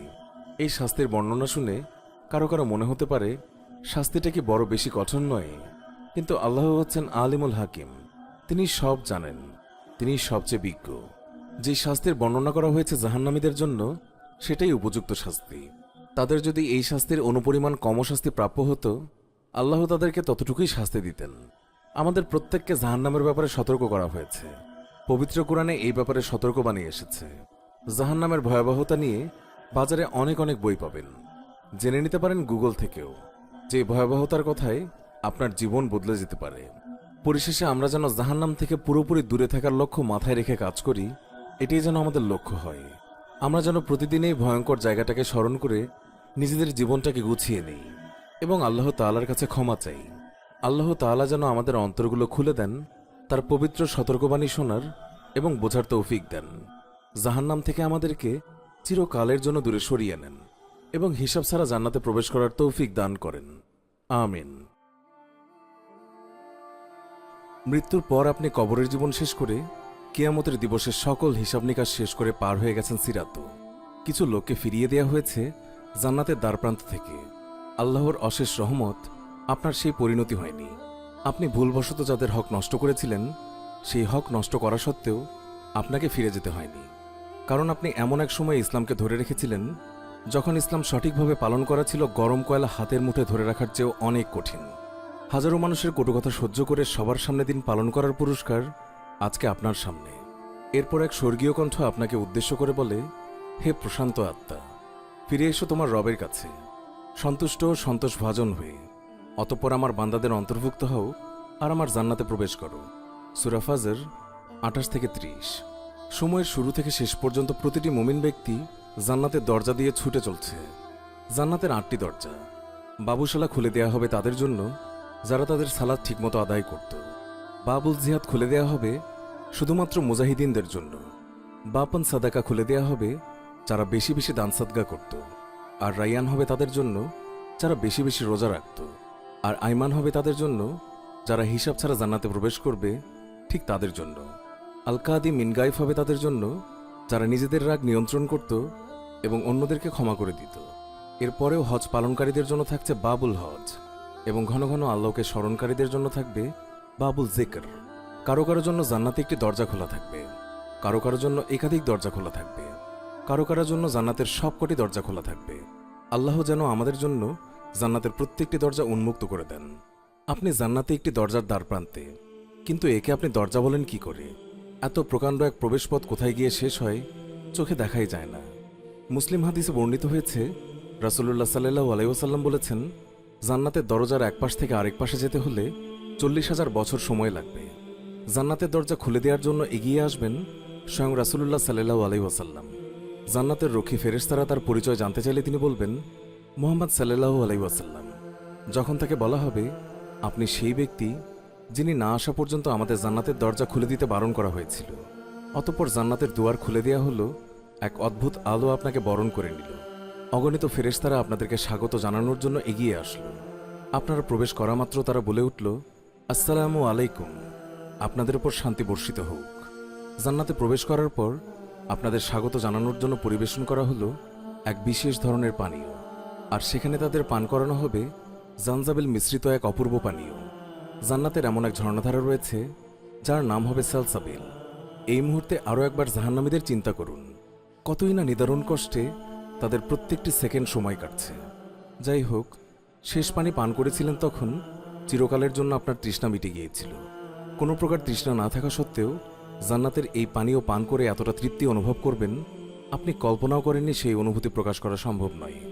আপনার চারপাশে প্রত্যেকটি উজ্জ্বল মুখ সদা হাস্যোজ্জ্বল থাকবে, কারো অন্তরে একটি ফোঁটাও মন্দ অনুভূতি নেই, কোনো হিংসা বিদ্বেষ নেই, কোনো আফসোস নেই, কোনো দুঃখ বেদনা নেই।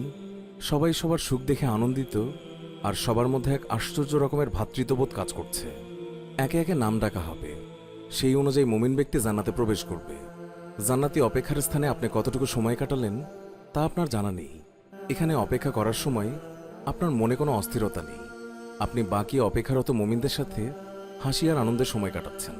অবশেষে আপনার নাম ডাকা হলো। পৃথিবীতে আপনাকে যত ভালো ভালো নামে মানুষ আপনাকে ডেকেছিল, সেই ভালো ভালো নামগুলো ডেকে আপনাকে জান্নাতে স্বাগত জানানো হচ্ছে।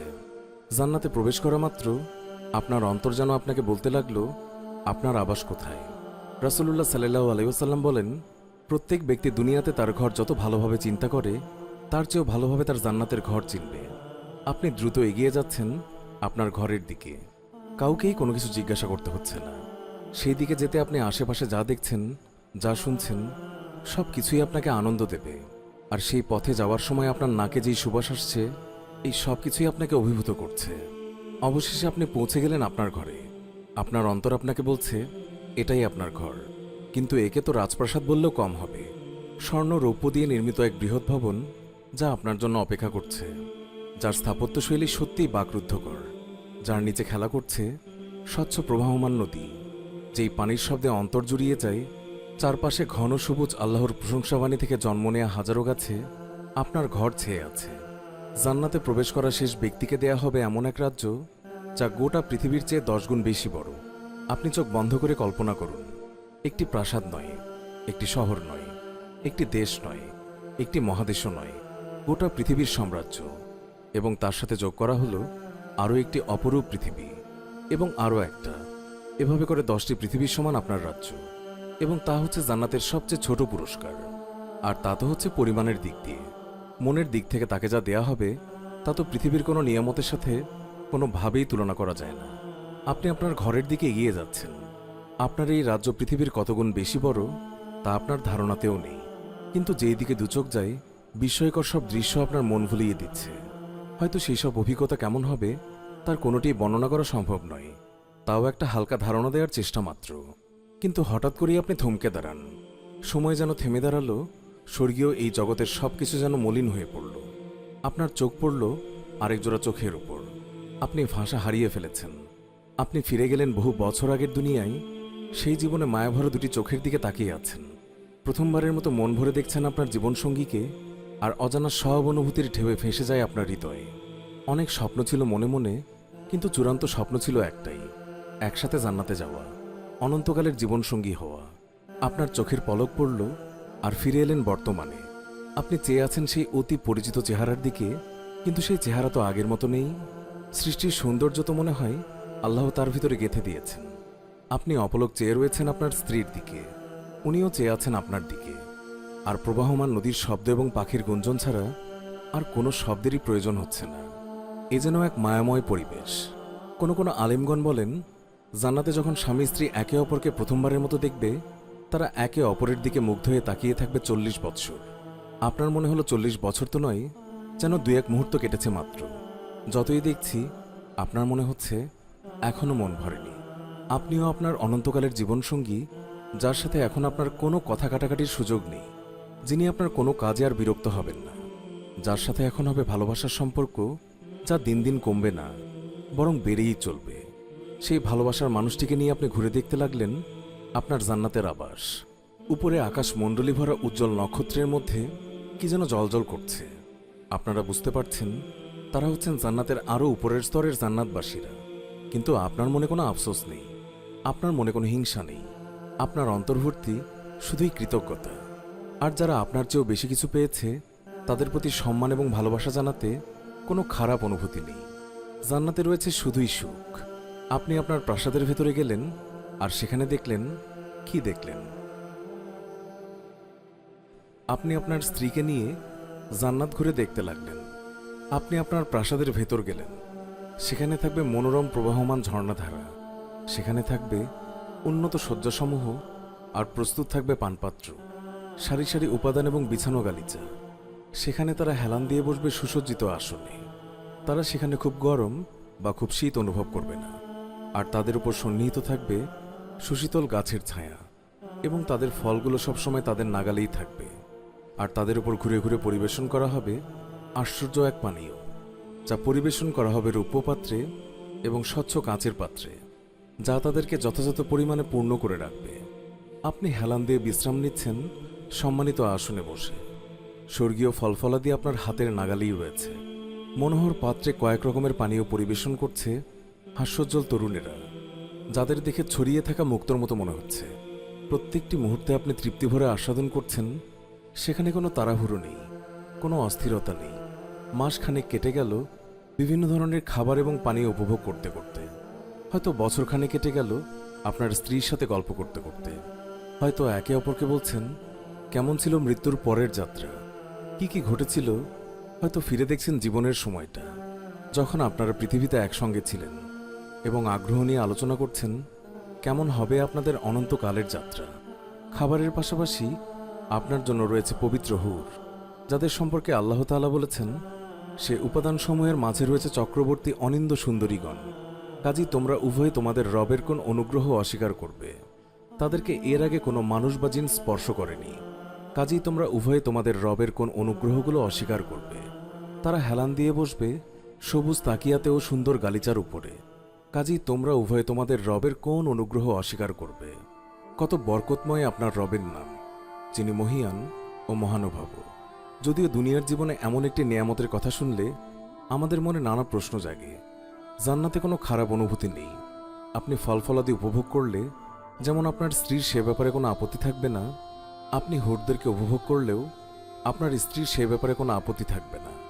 এবং তিনিও আল্লাহর কাছে থেকে যা যা অজস্র নিয়ামত পাবেন, সেগুলো যেমনি হোক না কেন আপনার সেগুলোর ব্যাপারে কোনো আপত্তি থাকবে না। আপনারা একে অপরের জন্য খুশি থাকবেন এবং প্রত্যেককে আল্লাহ যার যার প্রকৃতি অনুযায়ী নিয়ামত দিবেন, এবং তিনি আলিমুল হাকিম। কিন্তু জান্নাতের পুরোটা সময় তো আপনি শুধু আপনার আবাসেই কাটিয়ে দেবেন না। জান্নাতবাসীরা একে অপরের সাথে দেখা করবে, গল্প করবে, তারা আনন্দ করবে। আপনি দেখা করতে গেলেন আপনার বাবা মায়ের সাথে, আপনার দাদা দাদি ও নানা নানির সাথে।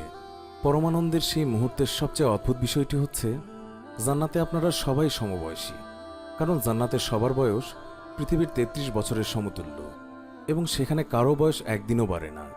আপনারা সবাই মিলে অনেক অনেক গল্প করলেন। গল্পের মাধ্যমে জানতে পারলেন আপনার পূর্বপুরুষরা কিভাবে প্রথম ইসলাম গ্রহণ করল, কিভাবে তাদেরকে ইসলামের দাওয়াত দেওয়া হয়েছিল। আপনি খুঁজে বের করলেন সেই ব্যক্তিকে যিনি আপনার জন্মের পূর্বের 500 বছর আগে আপনাদের পূর্বপুরুষকে ইসলাম সম্পর্কে বলেছিল, যার প্রচেষ্টার ফলে আপনার বংশের হাজারো মানুষ সহজেই ইসলাম ধর্ম গ্রহণ করে ফেলেছে। জান্নাতের রয়েছে একটি বাজার, কিন্তু জান্নাতের বাজারে তো ক্রয় বিক্রয় করার কিছুই নেই, বরং সেখানে মানুষ যাবে একে অপরের সাথে দেখা সাক্ষাৎ করার জন্য। সেখানে আপনার সুযোগ হলো স্বয়ং রাসূলুল্লাহ সাল্লাল্লাহু আলাইহি ওয়াসাল্লামের সাথে কথা বলার। যদিও তার সাথে কথা বলতে চায় এমন কোটি কোটি জান্নাতবাসী রয়েছে, কিন্তু আপনি আল্লাহ তাআলার সাথে মন ভরে কথা বলার সুযোগ পেলেন, কারণ জানাতে সময়ের কোনো অভাব নেই। আপনি গল্প করলেন আবু বকর, ওমর, ওসমান কিংবা আলী রাদিয়াল্লাহু তাআলা আনহুর সঙ্গে। আপনি কথা বললেন ইসলামের ইতিহাসের শ্রেষ্ঠ ব্যক্তিত্বদের সাথে। আপনি তাদের সাথে যতটা উৎসাহ নিয়ে কথা বলছেন, তারাও আপনার সাথে ততটাই উৎসাহ নিয়ে আলাপ করছে। বিস্ময় ভরে আপনার জীবনের গল্প শুনতে শুনতে বললেন, এত বেশি ফিতনার সময় জন্মগ্রহণ করেও তুমি কিভাবে তোমার দিন ধরে রাখলে?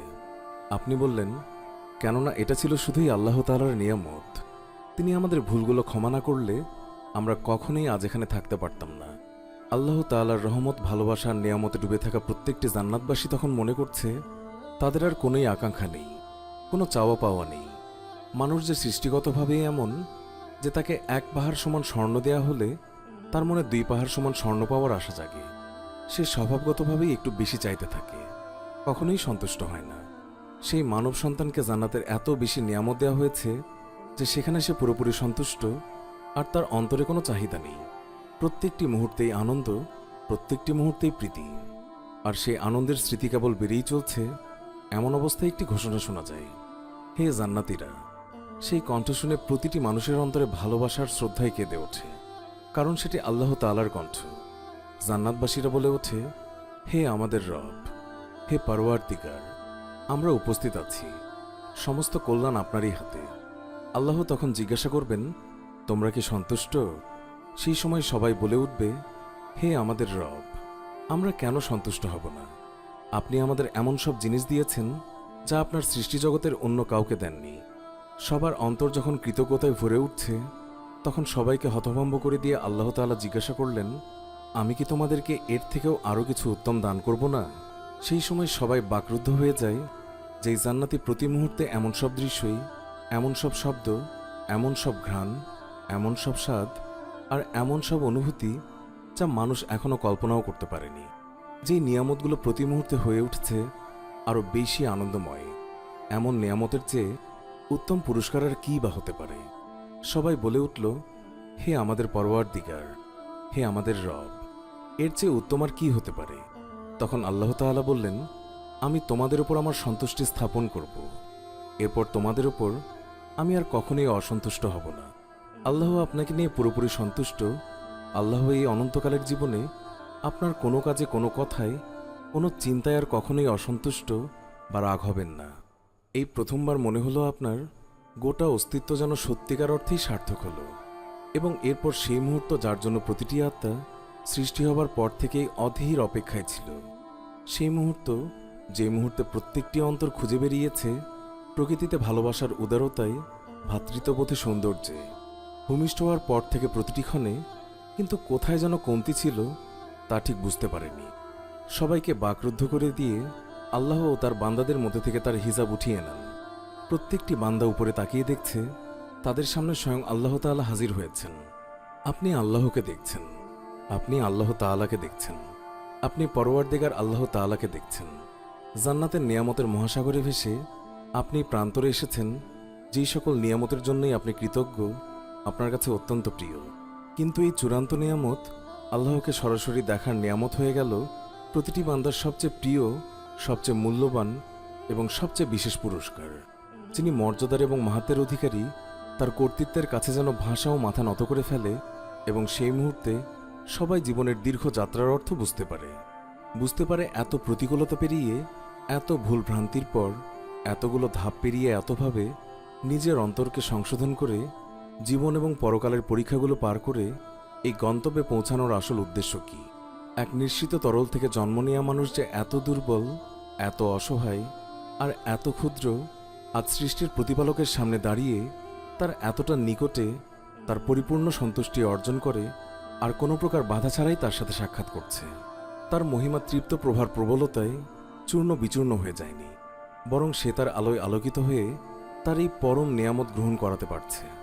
আপনি বুঝতে পারছেন, আপনার অস্তিত্বের প্রত্যেকটি মুহূর্তেই আসলে আর রহমানের রহিম আপনাকে তার কাছে টেনে নিচ্ছিল এবং সেই গন্তব্যে পৌঁছানোর জন্য আপনার যা যা প্রয়োজন তাই আপনাকে দিয়ে গেছেন।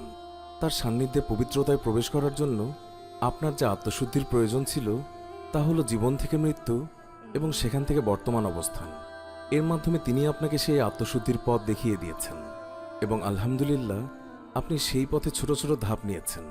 দুনিয়ার ক্ষণিকের জীবনের কোনো এক পর্যায়ে, কোনো এক অনুপ্রেরণায় আপনি সিদ্ধান্ত নিয়েছিলেন আপনি তার দিকে একটি ধাপ নেবেন, একটুখানি এগোবেন, এবং তিনি আপনাকে তার রহমত এবং ভালোবাসায় এমনভাবে আবরণ করে নিয়েছিলেন।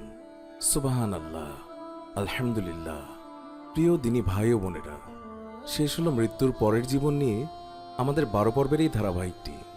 আমাদের এত এত পরিশ্রমের মূল লক্ষ্য ছিল একটাই, আপনি ফিরে আসুন দিনের পথে, ফিরে আসুন আল্লাহ এবং রাসূলের পথে, যেই পথে আছে ইহজীবন এবং পরজীবনে শুধুই কল্যাণ আর কল্যাণ। আশা করি এই ধারাবাহিকের 12টি পর্ব আপনার জীবন বদলে দেবে ইনশাআল্লাহ। এই ধারাবাহিকের ভিডিওগুলো কেমন ছিল কমেন্ট করে এক্ষুনি জানিয়ে দিন এই বিষয়ে আপনার মূল্যবান মতামত। আর মনে রাখবেন, আপনার একটি কমেন্টই আমাদের পরবর্তী ভিডিওর জন্য অনুপ্রেরণার মূল উৎস। আর হ্যাঁ, ভিডিওটি ভালো লাগলে অবশ্যই একটি লাইক দিন এবং অনেক অনেক শেয়ার করুন। আর আমাদের এই সিরিজের প্রত্যেকটি ভিডিও আপনার পরিবারের সকলের সাথে দেখতে ভুলবেন না কিন্তু। এতক্ষণ ধরে আমাদের ভিডিওটি দেখার জন্য অনেক অনেক ধন্যবাদ।